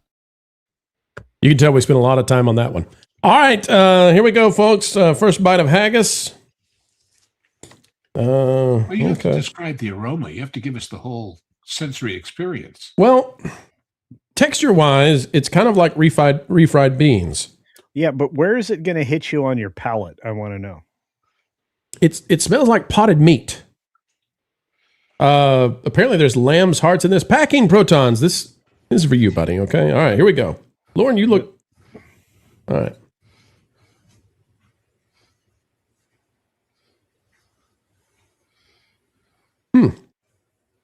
Not terrible. No, not bad. Hang on. What? Lauren, get the super chats going. I'll give you my review in a minute. Hang on. All right. Starport 73 for $9.99 says in October 2008, Obama said we are going to fundamentally transform the United States of America. Looks like he was right. 20 years ago, this conversation would have never been needed. Very sad. True. Sorry. But great name. I love it. Starport 73. That's a throwback. What is the what's the breakfast food that is basically potted meat and Spam? No, Spam? and diced potatoes. What is that? Oh, corned beef hash? Corned beef hash. It's similar to that, but it's smoother. Much smoother. Like because it's got liver and hearts in it. Is it hitting you in the back of the tongue like something savory? Where is it hitting It's you? actually very surprising. It's actually pretty good and not in the way that I was expecting at all. Okay. Sherilyn 68 for 5 says, okay, I'm in. Here we go. Mm-hmm. She got the peppers. Yeah, this is the better part of the night. Teddy D for $4.99. 1. Jay-Z for 5. Goal. Goal. Detail Devil for $4.99. Even the B in Alphabet got tired of wokery. American Institute of Bisexuality argued pansex's idea that IDing as B reinforces a false gender binary has. This is continued. Its roots in anti-science, anti-enlightenment philosophy that is ironically found home within many queer studies departments at universities across the Anglophone world. Every time I see pan sex, I think of a pan flute, and then I say, I better not go there. Well, Remote's touchy tonight. Yeah, Anglophone, there are different colored English phones speaking, now? yes. Oh, I'm going to say this is probably really high calorie. Oh, Wouldn't it's you say very so, high in Lou? protein. and protein. Yeah, really high fat and protein content.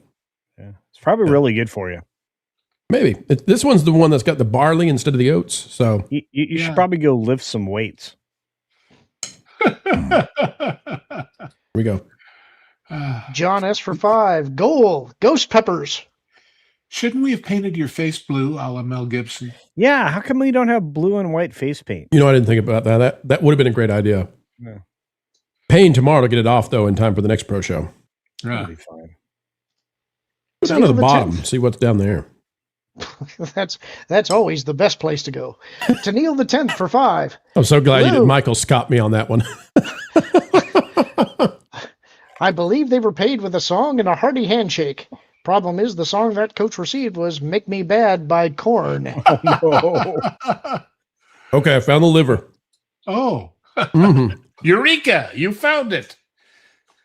Okay, the liver's not great. No.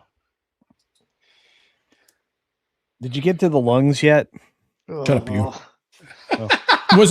Did I tell you guys, did I tell you guys before the show, or was it on the show when I said the part about the restaurant said they couldn't ship it in the stomach? Was that? Right. Yeah, I think you said that backstage. Maybe you Backstage. said it on stage. Yeah, the restaurant said they could not ship it in the stomach. They're not allowed to do that. Yeah. Tripe is a whole other animal. Let's not give ideas, Culture. So I really don't know. Look on his face of, oh, there's an idea. I really don't know how to describe this other than it just tastes like haggis. Until you've had haggis, I don't know that there's anything else that tastes like this. But Are you maybe trying to say, because like those who are tired of haggis are tired of life, or something Well, profound about it? Lou, if I'd had heart before, maybe I would say, well, this tastes like hearts. Of course it tastes like hearts, but it's mildly like liver a little bit, but it's also like refried beans, kind of. Look at Lauren. Lauren says, good Lord, man. Narco 42 for 5. For the goal, WDW Pro Fortnite Crew versus Geeks and Gamers Fortnite Crew. Jeremy was grifting your GP? What's that?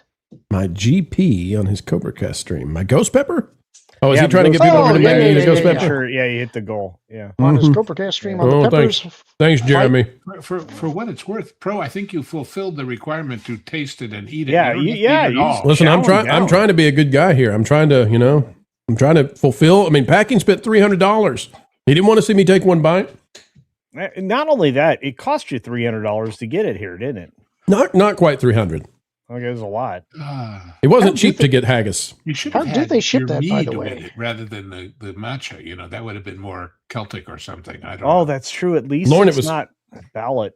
Lauren, it was shipped in ice, the packs and everything, and then with instructions about how to reheat it back up again. So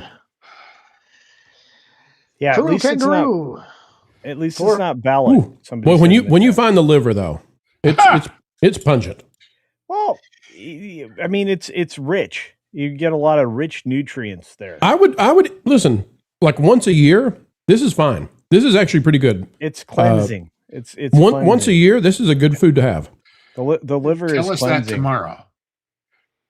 Like if for Thanksgiving every year, it was like, oh well, we eat haggis on Thanksgiving. I could get excited about Thanksgiving. It's actually pretty good. But would I want to eat this more than, is this an every week food like a hamburger or lasagna? No, it's not that, but it's not bad. But I will say, the more bites, the less I'm. Go ahead, Lauren. Sorry. What was the point of you telling me to read the super chat? Go ahead, Lauren. I'm sorry. Kuru Kangaroo for 5. Let's remake Space Jam with Royce White and Enos, but WNBA instead of Monster League. Yeah. Sounds good. Albert pretty not a good. retro for 2 Canadians saying, Albert, not Alberto or Alberta. Good Lord. Oh boy. Albert, Alberto, Alberta. Any of the three? Got it. Whoa. When my parents were children, it was a prank to call people and say, have you got Prince Albert in the can? Because it was a tobacco. And when they said yes, they'd say, let him out. That's how old that joke is. The other one is, hey, is your refrigerator running? Yes. We'll go catch it. Da-da-da-da-da-da. Retromeister for 10. I'll say at this point, Sophie Cunningham is the real-life Lola Bunny, which the feminists hate, and I love. If the WNBA lose both Sophie, Katie, or both, the league's ratings plunge, and they're finished. Richard Frizzell for 2. Eating a ghost hag? A new Star Wars character. Mushroom Madam. 10 joules? Thumbs up. Tennille the 10th for 2.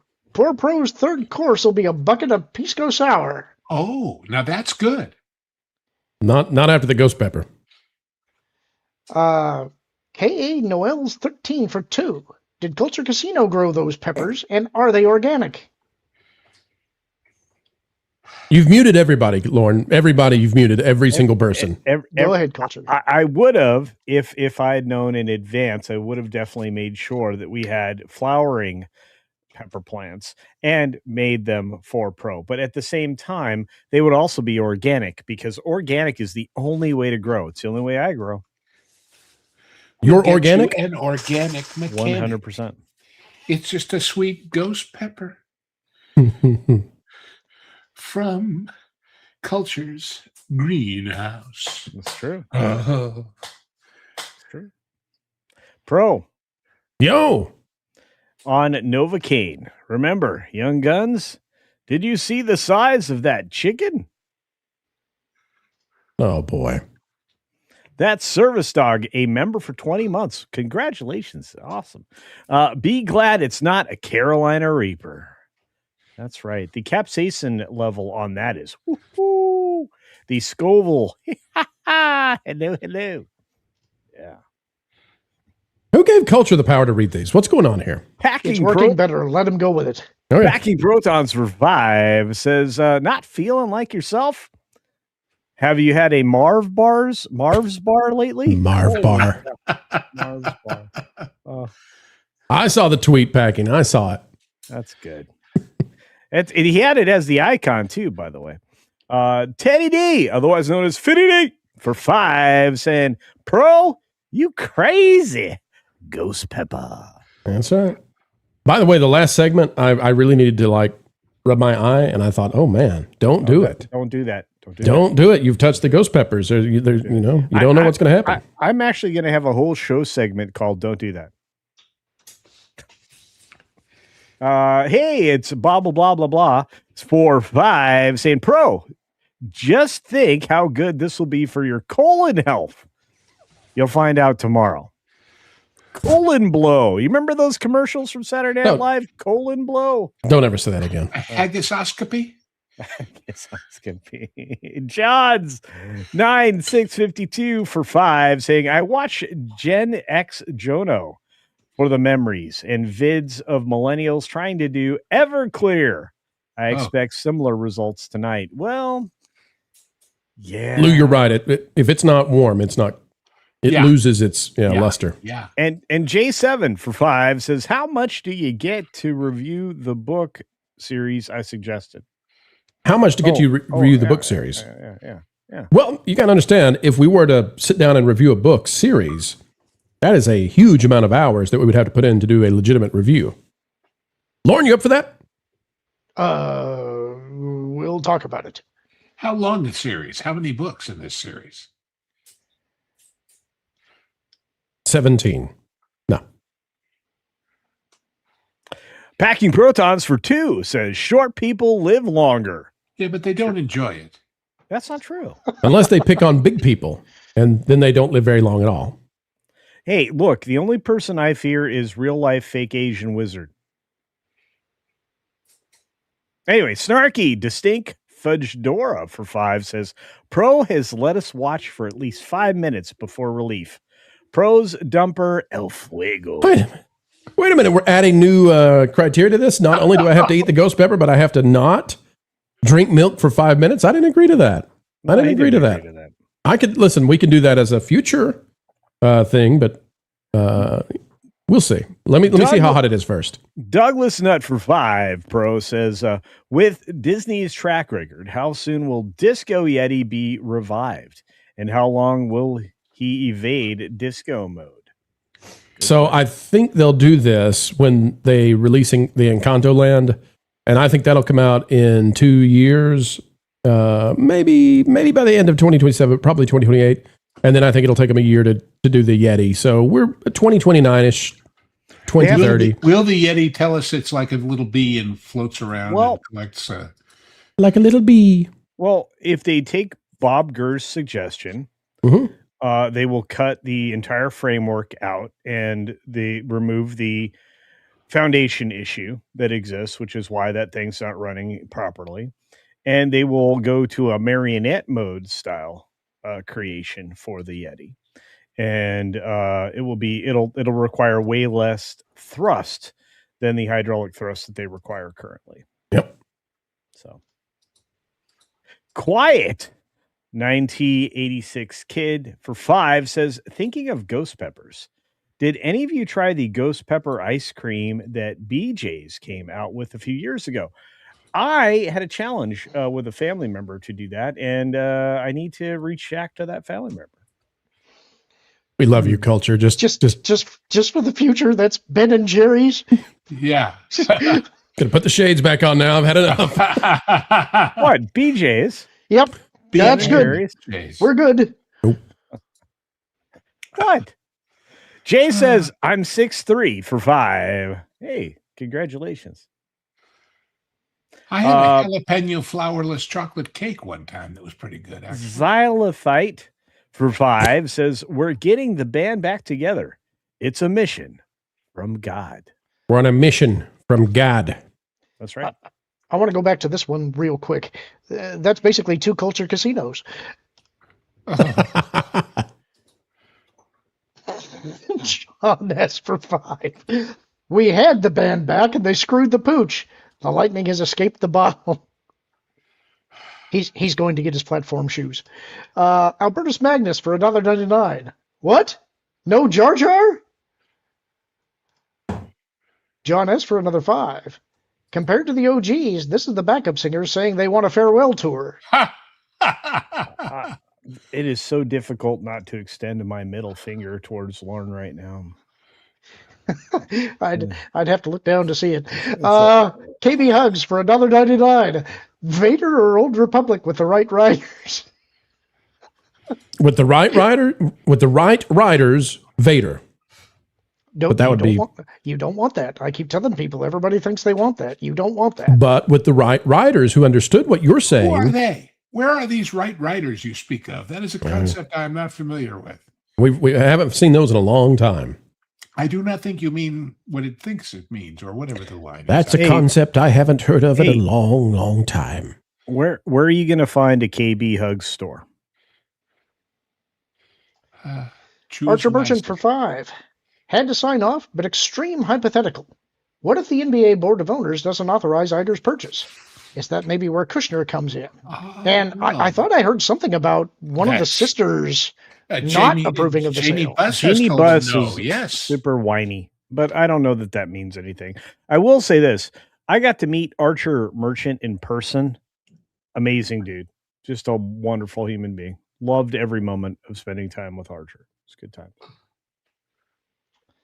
Keyleth for $1.99 saying, Day Wanna Wanga, Rebels Live Vacation. And I would just say, Day Wanna Why Go? I don't know if I want that. I like the animated stuff. Dude, I want National Lampoon's Star Wars Vacation. I would love that.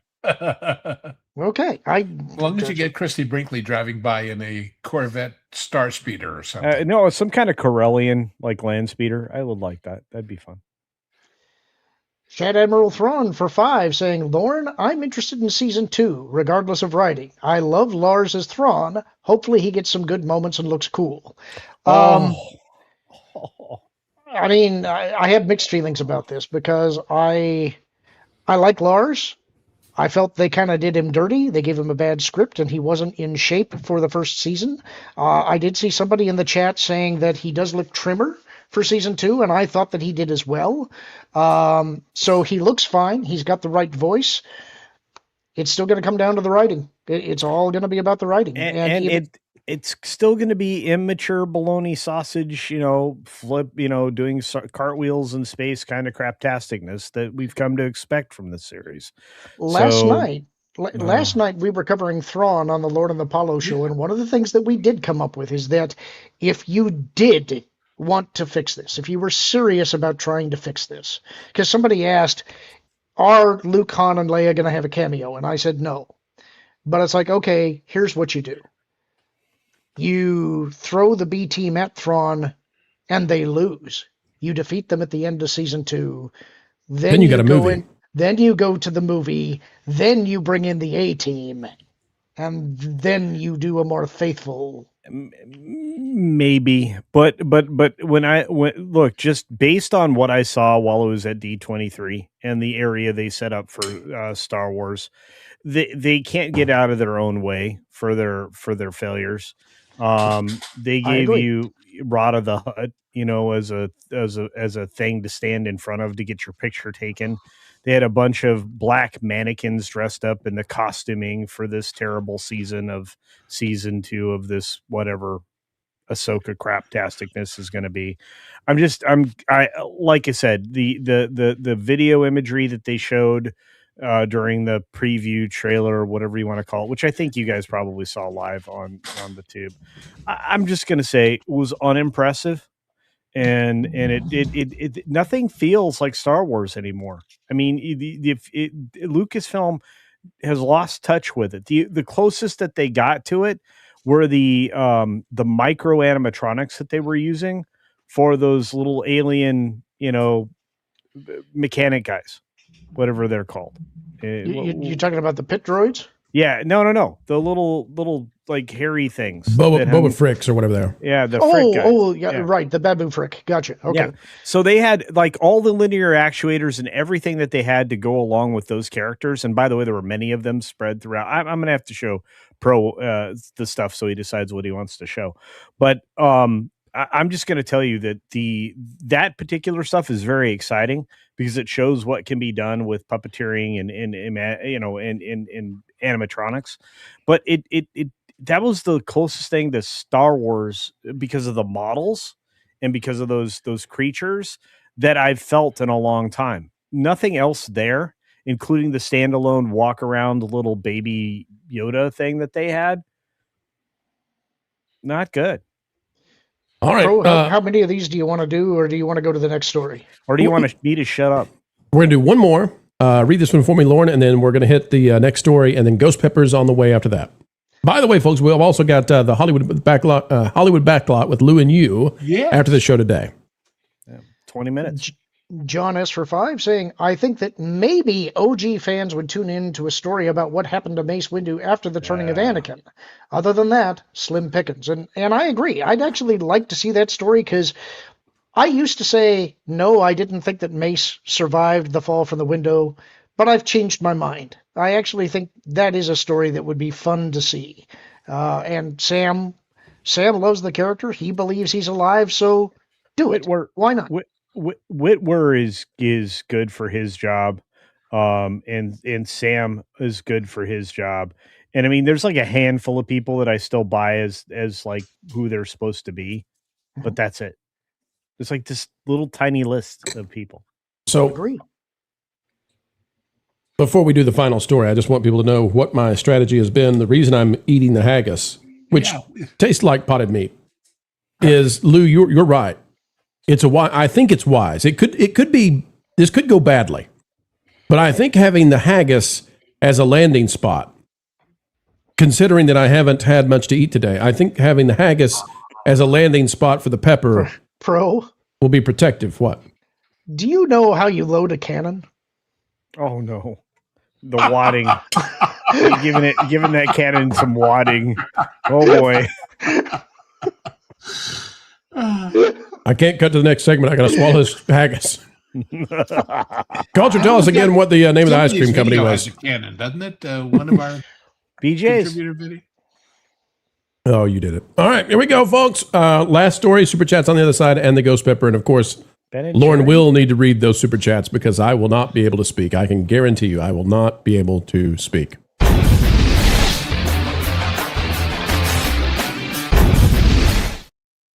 Rosie O'Donnell has lost her mind in her 1 week of being on Jimmy Kimmel, and it is a freak out behind the scenes at Disney. They want to put their finger in the eyes of the administration as they battle with the FCC, but oh my, this may have gone way beyond what even they anticipated.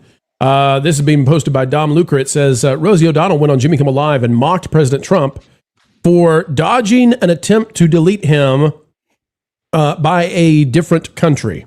Here's the clip. Frankly, folks, I hope we're okay playing this. It's from ABC. Not because I think we'll get a copyright, but because this is so out there that I fear playing what she's going to say on YouTube. Culture, you had your hand up. What did you want to say? I was going to ask if you meant to say Jimmy Come Alive, because that's what it sounded like. Chameleon. Here we go. This has been kind of a strange experience for me because all of a sudden I'm re-famous. I'm back in the No, you're not. spotlight, all thanks to President Oompa J. Loompa, who is watching us this evening from inside a catering cart.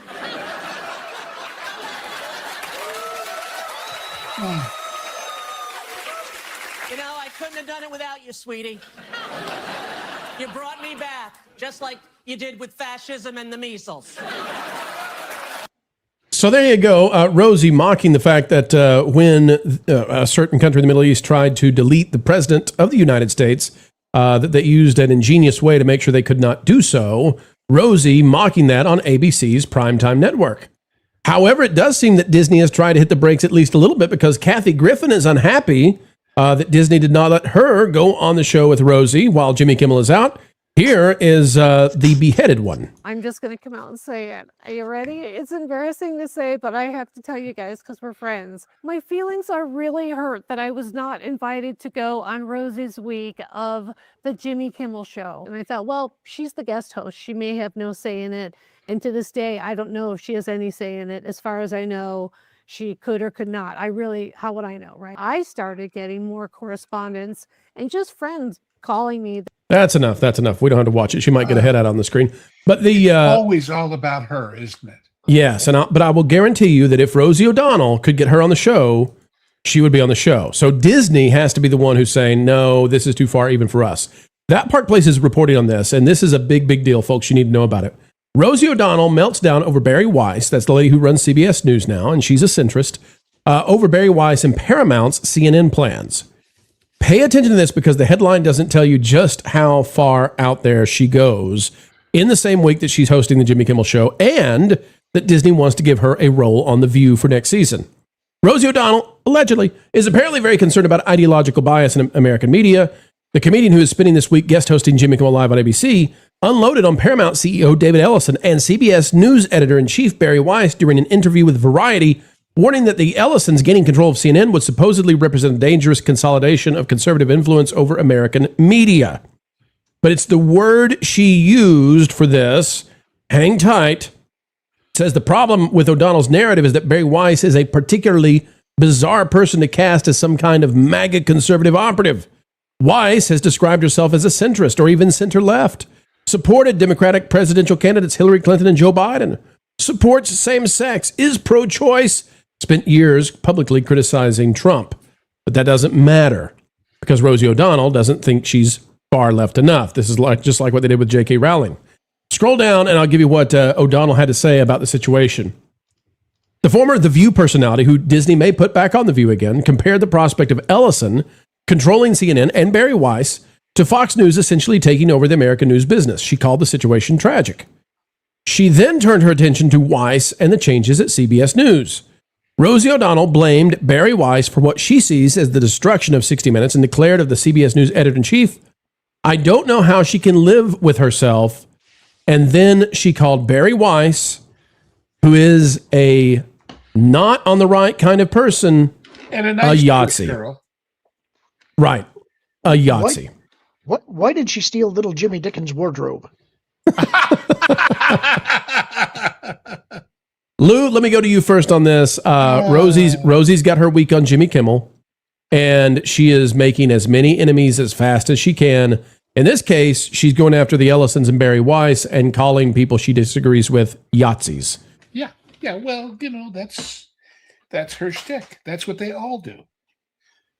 So why give her this opportunity if you're Disney, Lou, unless the goal is to offend the very administration that they are battling with the FCC? It's to justify the fact that when the FCC slaps them down, it's because they're Yahtzees.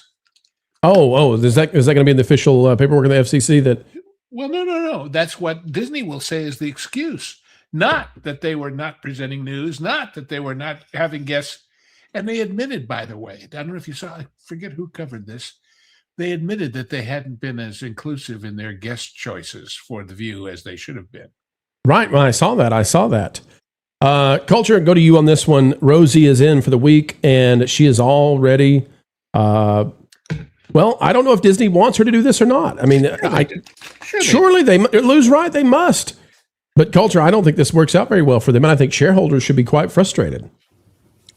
I think picking her was actually a solid choice. It does give her an opportunity to redeem herself, or to make her permanently unhireable for The View.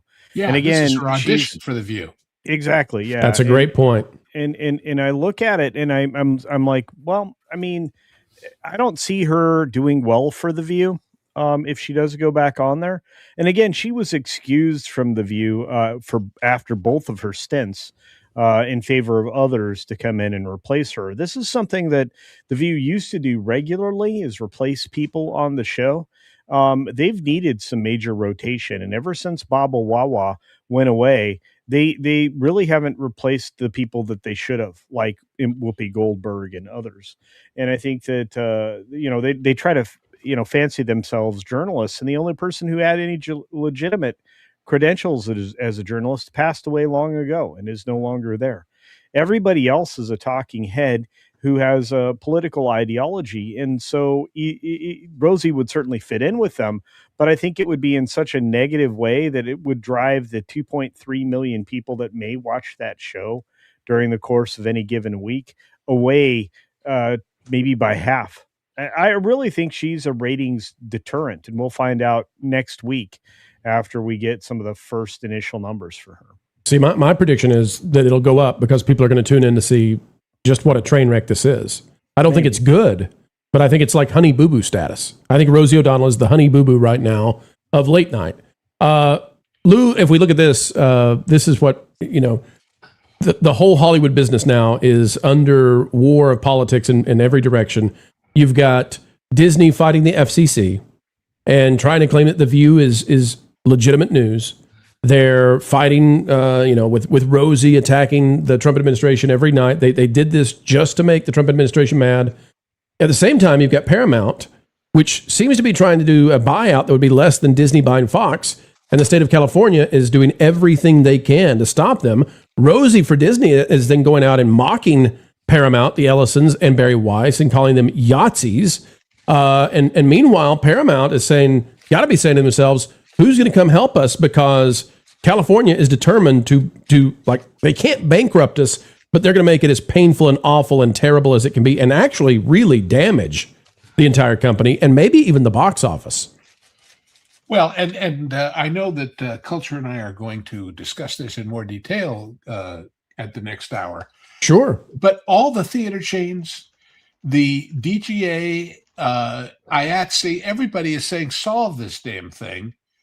But Mr. Butt and company, no. Let me ask you about that. I keep saying it's all about CNN and the timing and the midterms. Period. Okay, which would mean then that Disney is actually, the Disney company is trying to damage the ability of Paramount to buy CNN. Sure. Okay, so let me ask you about this. So I agree with you that everybody at this point who has any skin in the game in the industry of cinema is saying, let this go through. You're about to wipe out the box office. All of these wonderful things that are happening, you're about to wipe it out. Meanwhile, this headline we've got over here, Lou, LA County report predicts big job losses if the deal goes through. So the government in California suddenly sees something very different than everybody in the free market sees. Well, of course, let's take that back a second. If the state had not been so hostile to this, would they move? Maybe not. If the state had not caused all of this, would there be job losses? Maybe not. And when you say job losses, yeah, they'll move, but people have been moving anyway. They've been moving to Atlanta. They've been moving to Nashville. They've been moving all over the place. As I've explained before, one of the things about being a movie employee, they have what they call distant location rates, which means if they take you out of your home base, they have to pay for first class air travel and they have to pay for hotels and per diems. But if you just show up on the day in the new place with some kind of claim to a residency there, all of that goes out the window. Well, that's why people have been moving. They've been moving to these places because that's where the work is, It's going to be pave paradise and put up a parking lot for a lot of these wonderful buildings and places that we've all had in our lives. But it's not new. When Paramount opened their studio there, the home office was in New York City, not here. So. Lauren, the deal here is that you've got California now being very harsh with Paramount Skydance and putting them in a bind. It's a Chinese finger trap. Paramount Skydance ready to damage California right back. But it's interesting to me that Disney has a hired hand in Rosie O'Donnell coming in for Jimmy Kimmel and immediately going after this one. Like I knew Rosie would go after Trump. Like that's obvious. I knew that she would create friction with the FCC. I get that. But for her to now come out against Paramount and Barry Weiss and call them a bunch of Yahtzees, like Rosie O'Donnell is operating on behalf of Disney for a week to damage their competitor who's trying to finish this deal that's less than the deal that Disney already got approved for in California. Like this reeks so badly. And Rosie, at the end of this, the only person who's ever going to employ her, the only company that's ever going to employ Rosie again is Disney, and that's it. Are you accusing them somehow of hypocrisy? Guilty as charged, Lauren. I mean, come on. I'm not surprised by any of this. They are so angry at the fact that the Netflix deal did not go through. All they want to do is inflict as much possible bloodletting as they can. And right now, it's kind of succeeding. This is throwing up all of their potential plans. If they have to relocate, that is a major, major thing.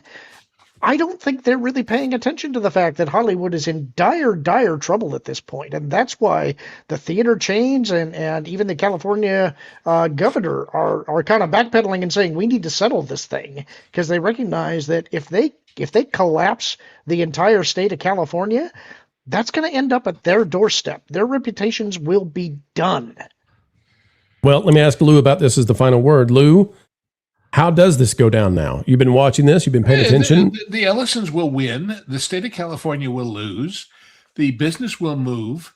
And that's always been how. Who steps in to make that happen now, Lou? Who stops the AG in California who's gone fully crazy? Oh, nobody's going to stop him. He's going to keep doing his thing. But the idea that he thinks, well, they've already spent $43 billion, but if we make them spend another $7 billion a month or whatever it is, oh, that'll stop them. Yeah, sure it will. These people are so out of touch. And of course, this Bonta guy, he wants to be the next Gavin. He wants to run for governor, for goodness sakes. So, and Gavin is saying, you're about to totally kill any chance I have of being president by doing this. Don't.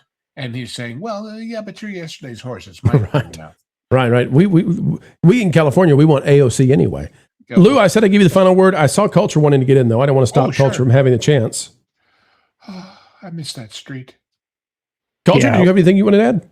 No, I'll just say, well, actually, I'll add this. I think it's a done deal. It doesn't matter if this closes before October 1st.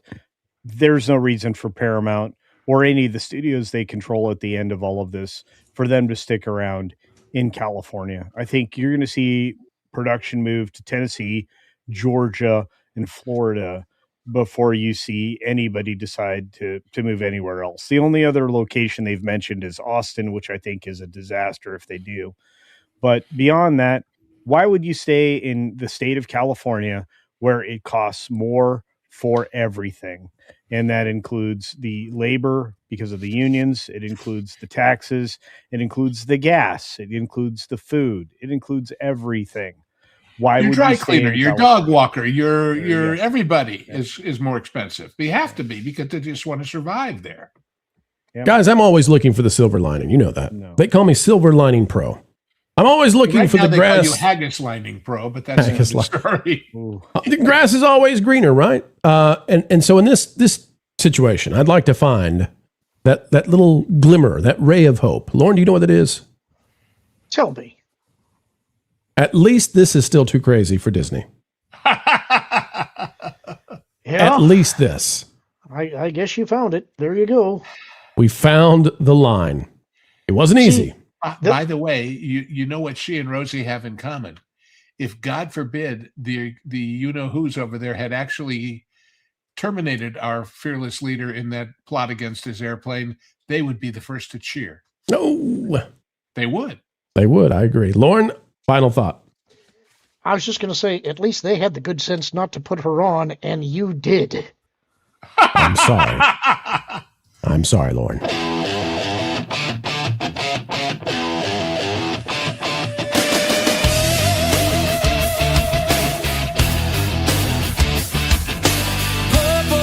Potatoes, fried green tomatoes, arugula. Hey, what's up? When injustice strikes, I strike back. Culture, casino, let's go. Culture, casino, let's go. When the EMS tries their best, strap him down, check his chest, culture, casino, casino, culture, casino, casino.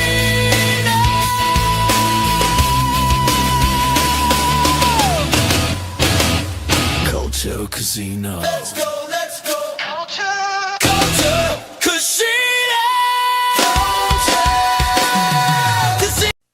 After these messages, we'll be right back. All right, back to the haggis to get ready for the ghost pepper. Oh, get the That's it. More wadding for the cannon. Go. Hey, Lou, Culture, what are you guys talking about on the show tonight? Oh man, we're going to talk a little bit about this Bonta fella because I want to hear what Lou has to say in depth on him. He's saying that Ellison is desperate and grasping at straws because he wants the states to pay a bond to, pay them back for delaying this whole mess. And we're going to talk about that and all the cinema companies that have decided that they're behind the Paramount Warner Discovery. Now, do you guys mind? Can we start the Hollywood Backlot with Lou and you about 5 minutes late? You guys hang in there with. I didn't think you'd want to miss this. We don't want to miss this. I don't think you want to miss this. Why are you not wearing nitrile gloves? I'm holding just the stem. I just want to say that's not a safety. It's like you're pretending that's a safety on a firearm, and it's not. I'm gonna go wash my hands under this. I guarantee you. Wipe your eyes right now after holding this. No. Oh. What is wrong with you? Oh, by the way, I do need to take the glasses off so if I cry, people can see it. I just want to go on the record as saying I think this is a really bad idea. Terrible idea. Thanks for telling me after it's too late. Thank you, Lauren. I didn't know about it until you'd already put it up. All right. Lauren, are you ready to do super chats? You should have the lid off that milk and ready to swig rather than just sitting there, because when you're groping around in blindness trying to find the lid of it. So what I'm going to do is, this is a huge pepper.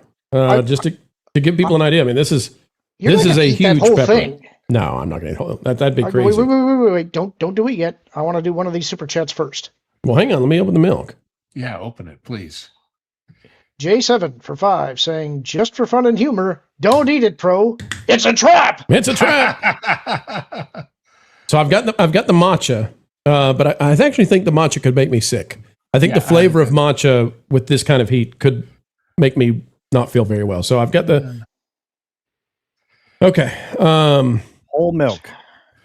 You're going to need to cut the camera and the mic if this goes badly. It's going to go so badly. I really am going to regret this. Yes, you are. I don't know why you did this. Basic rule of podcasting: don't eat anything the same color as your lava lamp. Oh no! I feel like I should cut the. I feel like if I pull it, I may get the juices on my lips. Give me just a second. Let me cut the camera. Let me get a knife. Yeah, that's a good idea. I will start on these while we're waiting for that. We've got Sweet Coaster for 2 jewels, Silver Star. We've got Quiet 1986 Kid for 10 jewels and a gold coin.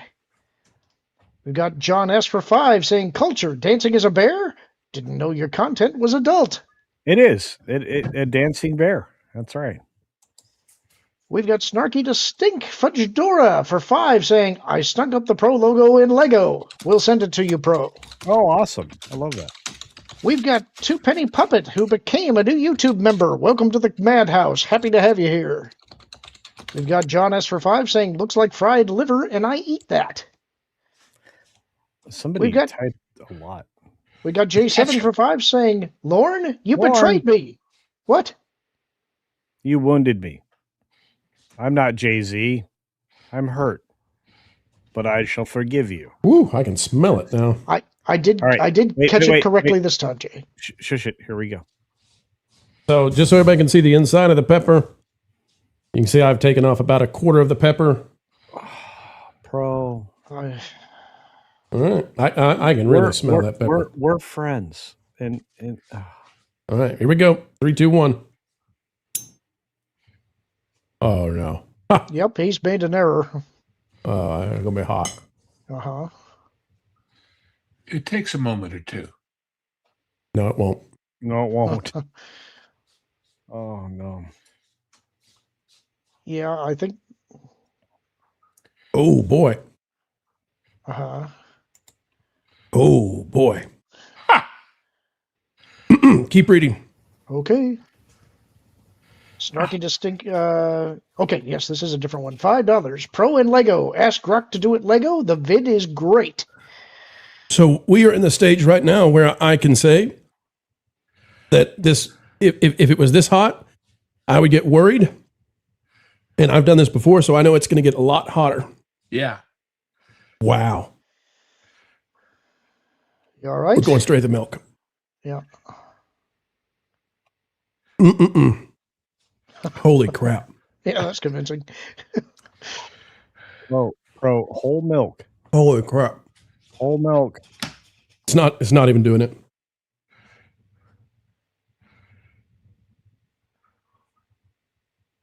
Keep going. Okay. We got Joshua K. Lux and Tenebris, 100 joules for a high five.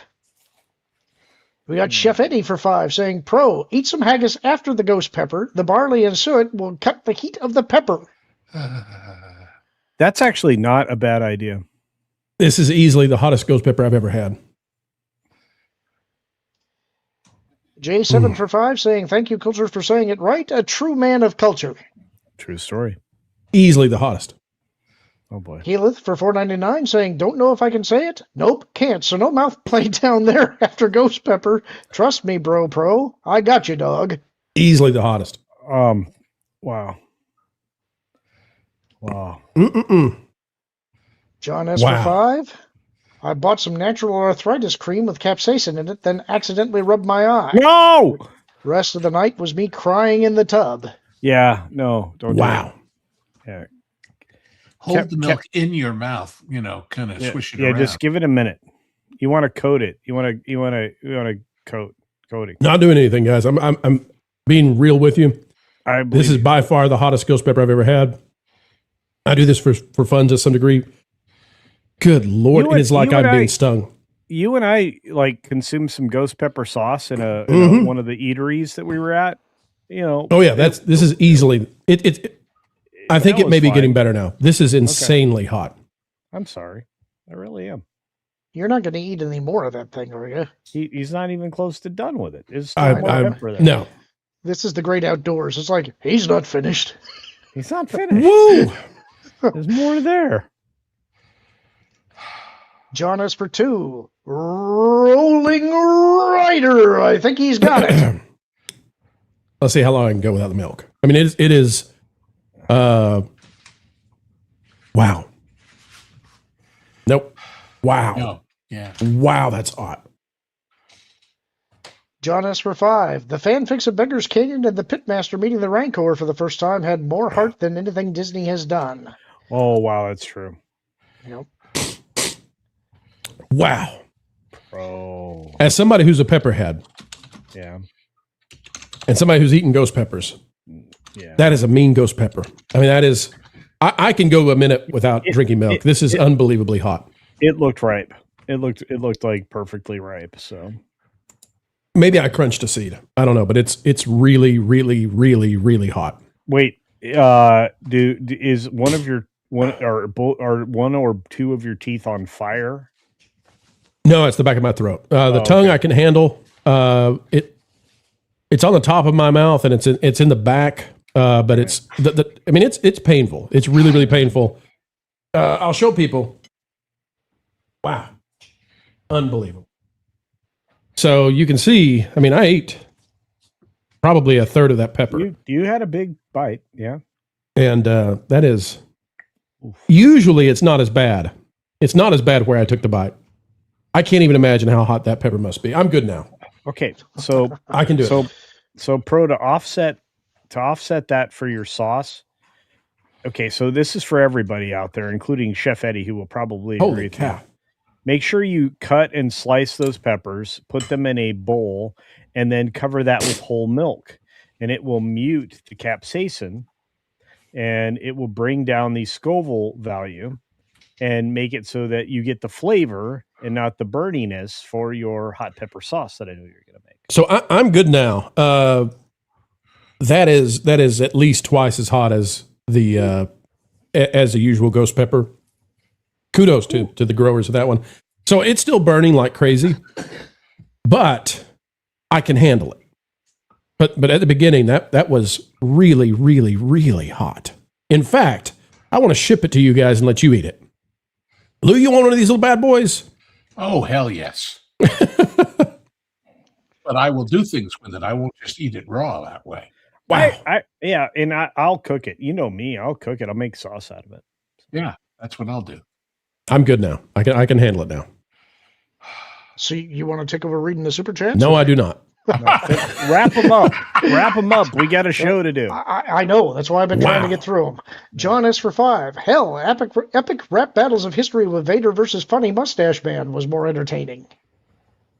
Wow. I think that if I had not had the milk, I think I would have done the hiccuping and I can handle hot stuff. So, wow. All right, keep going. I'm going to look real quick to see if there's anything specific for Culture and Lou. If not, then you guys can go so that you can get to your show. Yeah. Thanks. So are you feeling it elsewhere in your body, like a general glow? I mean, you know. Oh, I had, I will. I had, I don't know if you guys can see. I mean, tears were pouring out of my eyes. Oh, yeah. I mean, We can see your eyes have become, as they say, you know what holes in the snow. And I'm not going to touch the eyes. No. This one's got a tear coming down right now. I mean, it's stupid hot. Sheldon in Big Bang Theory said that the rectum definitely has taste buds because it can certainly sense hot going out. Rectum. Damn near killed it. There's nothing for either of you guys left. So if you guys wanted to bail for your show, we hate to desert you in your hour of need, but we must. Well, speaking of dessert, ice cream might help. Yeah. On that note. The length of time that ghost pepper hurts is about 10 minutes. So I'm in it right now, but that first burst from this ghost pepper was just insane. Just insane. And I really thought, boy, I got to figure out how to do that. I really thought that I would be able to eat a normal, just a normal ghost pepper, and it would be really like, wow, Pro can handle a ghost pepper. I'm not even sure it was real. That immediately said, no, you're not going to do that, buddy. that game plan is over. All right. Well, from all of us to all of you, a very merry hotness. Okay, we got to get out of here. Hey, thanks for hosting us, Pro, and Lorne. Lorne, yes, we're gonna do Tale of the Tape next time I see you. Okay. All right. Fair enough. Yeah. Because that will not stand. You going to be doing some stretching exercises, are you? I have a tilt table. All right. Well, and I won't be leaning over. House, Pro, where we can mark everybody's height. I mean, let's do it. We'll put a little on the door. I'm bringing you a ghost pepper, Lou. You're not gonna believe how hot these are. I'm gonna work out so I can dunk a basketball. I wish there was somebody here Basically, he has taken over for Hervé Villachez. I'm very upset right now. I'm leaving. The pain. Goodbye. Speaking of the pain, it is now. Yeah. Later, Lou. Go before it sleeps. Miles to go before it sleeps. Okay, guys, we'll see you next time. See you real soon. Same hot time, same hot station. There you go. See you, Lou. All right, John S. for 2. They're determined to poke the bear for midterms. And Alberto Nada Retro for 5 Canadian saying, can you believe Rosie played Betty in the Flintstones movie? Lord, Betty. It's just a little, maybe. There we go. That's good. You trying to give culture some support? Is that what's I'm happening? debating whether to take another bite of this ghost pepper. Do not do it. Don't do it, please. Okay. I'm trying to save you so you can work tomorrow. What did poor Benny Rubble ever do to Universal Studios to deserve that? Keyleth for $4.99 saying, does Rosie have dual citizenship with Ireland? And if so, can we revoke her U.S. citizenship and put her on a boat to go get some shamrock and mutton? And I don't know the answer to that. We have Zen Wookie for 10 jewels, hiding. And we have Archer Merchant for 2 saying, the Bond probably has merit because of the cinemas. Richard Frizzell for 2 saying, haggis. Rosie's stomach contents? We got Space Cowgirl for $1.99 saying, in honor of Pro's stomach, and ghost and pepper emojis. We have Keyleth for $1.99 saying, do you have Pepto Pro? No, but guess what I do have? My God. I will not be blamed for this. I just want to find out, is it that hot the whole way through? Or did I get it like a seed? Did I crunch it? All right, so folks, I've eaten another piece of the ghost pepper. I'm going to find out, is it that hot? Because that was so insanely like, I am not a wimp. I would not drink milk usually. So I've eaten another piece of the ghost pepper. Okay, so I did. I crunched a seed the first time. That is really, really hot. Like, I'm in pain right now. But that is not as hot as that first bite. That first bite was Satan's butt crack exploded. Like, so this is super uncomfortable. I just want everybody to understand, this is super uncomfortable. Just swallowed the last bit of it. Super uncomfortable. But the first one was, I've not had anything like that before. So there you go, folks. I ate and it's hot. Like, I'm suffering right now. I promise. I may start crying again, involuntarily. But that first bite was out of this world. Okay, it's getting really hot again. I told you not to do this. I can make it. I can make it without the milk this time, though. Teddy D for $4.99 saying, pray for Pro. I'm doing bite number 2. It's in the vocal cords right now. J7 for 5 saying, Lorne, you indeed redeemed yourself by saying it right. Also, thoughts on Star Wars Zero Company? So, I do not do it. No, but I'm just showing people that I did get a significant additional piece, and it is burning like hellfire on my tongue. I don't know how to answer the question about Zero Company, because traditionally I'm not really a strategy guy. Now, there are real-time tactical strategy games that I do like. I kind of liked Rogue Trader, the Warhammer 40k game. There's a few that I like that. I never played the XCOM games. It's not a natural fit for the type of games that I play.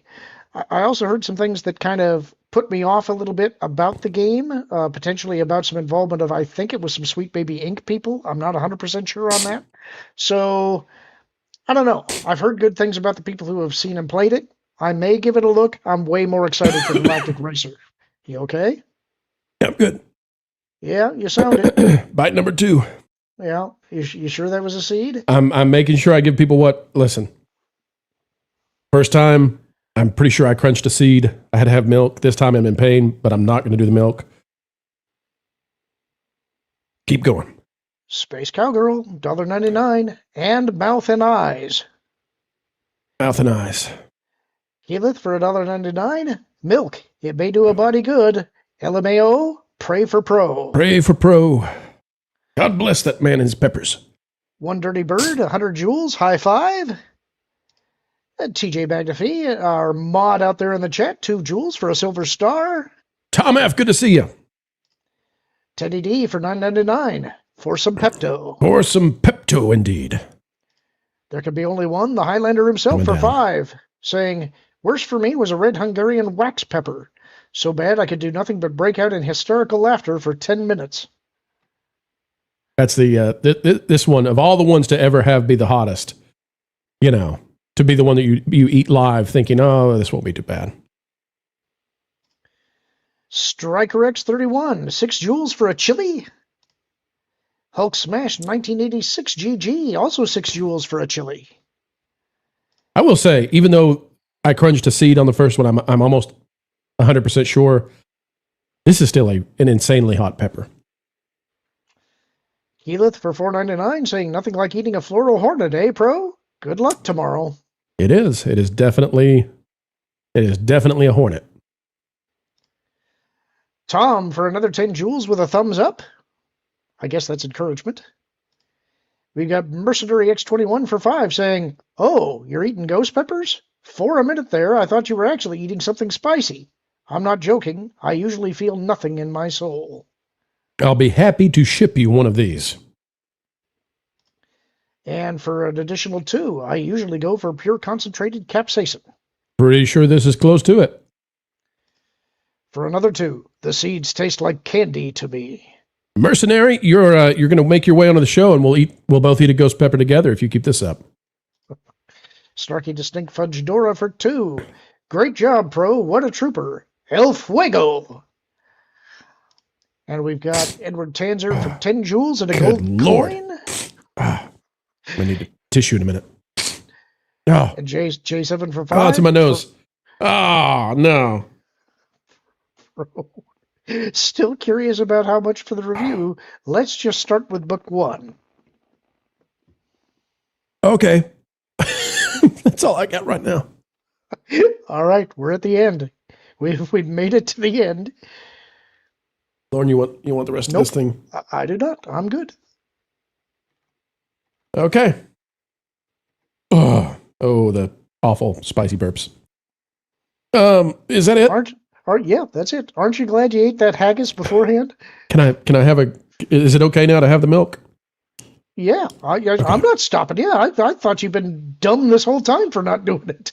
No, well, I didn't want, that first bite, I wanted to make sure the audience got, do it the real way. Be a man. That first one, though, insane. So hopefully redeemed. Hopefully redeemed with the second one. All right, let's see.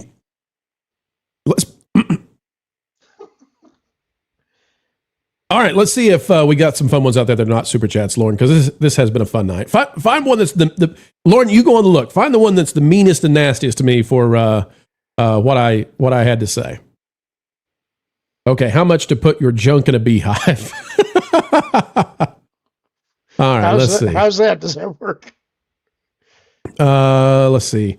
I don't think pepper and haggis are going to play well in your stomach. No, I think that is definitely the case. It's still really hot. Pro is too cray. Pro can't help himself. Can we see Pro's face tomorrow when relieving himself of said pepper? Wiffle says, I've had Tabasco sauce, so I know how you feel, Pro. So just so everybody knows, and again, this is the hottest pepper that I've eaten. I've probably eaten 5 or 6 ghost peppers before, like just raw. Let's see how hot. Ghost pepper is between 1 million and 1.04 million on the Scoville. To put that in perspective, how hot is a jalapeno? Oh, come on, mouse, work. Got to get the milk again. Jalapenos are 2,500 to 8,000. So if you've ever had a really hot jalapeno, it's 8,000 on the Scoville. Lauren, how many more times would 1 million be than 8,000? Any idea on that? No, but it's way too many. It's no reasonable person would do that. So that would be, is that right? 800 times? Is that correct? Probably. That's probably about right. Folks, you tell me. Do the math for me. Tell me. We've got Captain Scurvy out there says Carolina Reaper time. No, Carolina Reapers are way hotter than ghost peppers, and so the answer to that is just like, why would you do that to yourself? Sparky says, great job, Pro, but what's the point? Just fun. And honestly, it is fun, right? It's 125 times. Okay, so folks, if you've ever had a super hot jalapeno, like you've had one that you said, wow, that's the hottest jalapeno I've ever had. I didn't know jalapenos could be that hot. Those are 8,000. How many times hotter, Lauren? 125. 125 times. What I just had was 125 times hotter than the hottest jalapeno you'll get. Joseph says, eat more, eat more.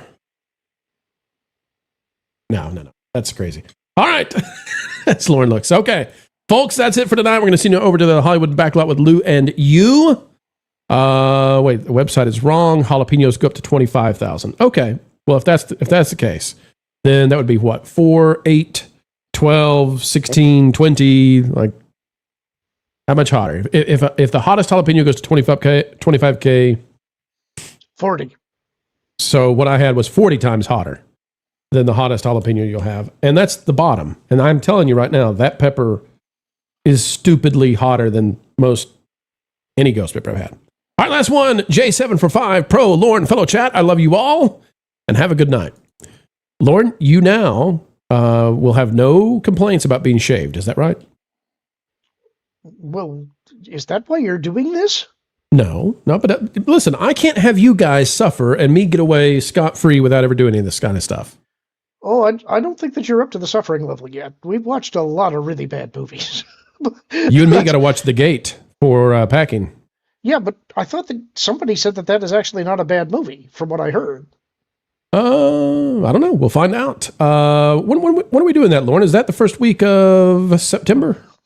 I don't know. It would have to be a Friday. I know that. It can't be this upcoming Friday because we've already got that show kind of set. So September maybe a week 4th. from Friday? September 4th. Let's see. Yeah, we could probably make that happen. All right. Folks, thank you for another wonderful show. I'm going to turn these ghost peppers into something delicious. We're going to cut them up, put them into a wonderful cream cheese. Ghost peppers are actually delicious. They are wonderful if you can get the spice toned down. So they'll go into cream cheese with smoked paprika. We'll do liquid smoke, a little bit of soy sauce, and some other really yummy stuff. And yeah, great treat coming up.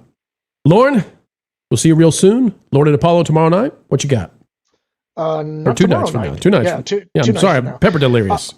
We're going to have Dustin from Stay on Target as a guest again, and the proposed topic has been the X-Men casting that was announced at D23, and talking about the cast that have played the X-Men so far, including the original cast and the was it First Class? Was that the name of the younger cast? Yeah. It's been a while since I've seen it. Which we consider to be the superior characters for playing those roles, and then compare and contrast them against the new cast that's been announced. So right now, that's the plan. So let it be said, folks, I might have got milk the first time because I did the thing. But after that, I was game. I ate the second bite without any milk whatsoever. Is that correct, Lauren? That is correct. So I don't want to hear it from D-Day Cobra.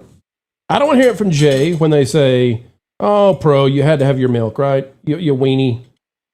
I don't want to hear it from them. Because, Lauren? Don't do it. We've got another super chat. Wait. Mercenary X21 for 2. Wow, you fool. What can I say, Pro? The pain makes me feel alive.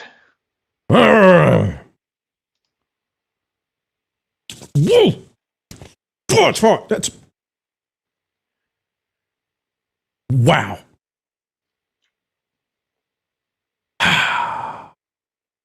The mainstream media just can't understand how it is we continue to do what we do. They don't realize that we are powered by you, and you are... 1.21 gigawatts! 1.21 gigawatts! Folks, we've still got decades and... Lauren, is it correct that you just watched me put the milk down behind the scenes? I'm not going to drink the milk. Yep. The mainstream media just can't understand how it is we continue to do what we do. They don't realize that we are powered by you, and you are... 1.21 gigawatts!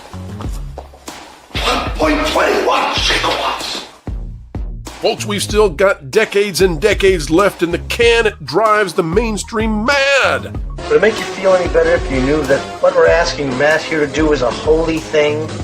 You see, we're on a mission from God. We're on a mission from God. Now you're gonna put me right back in the joint. They're not gonna catch us. We're on a mission from God. So, folks, as we always say as we end each and every show here, and we mean it, keep learning, keep growing, and as always, keep having fun.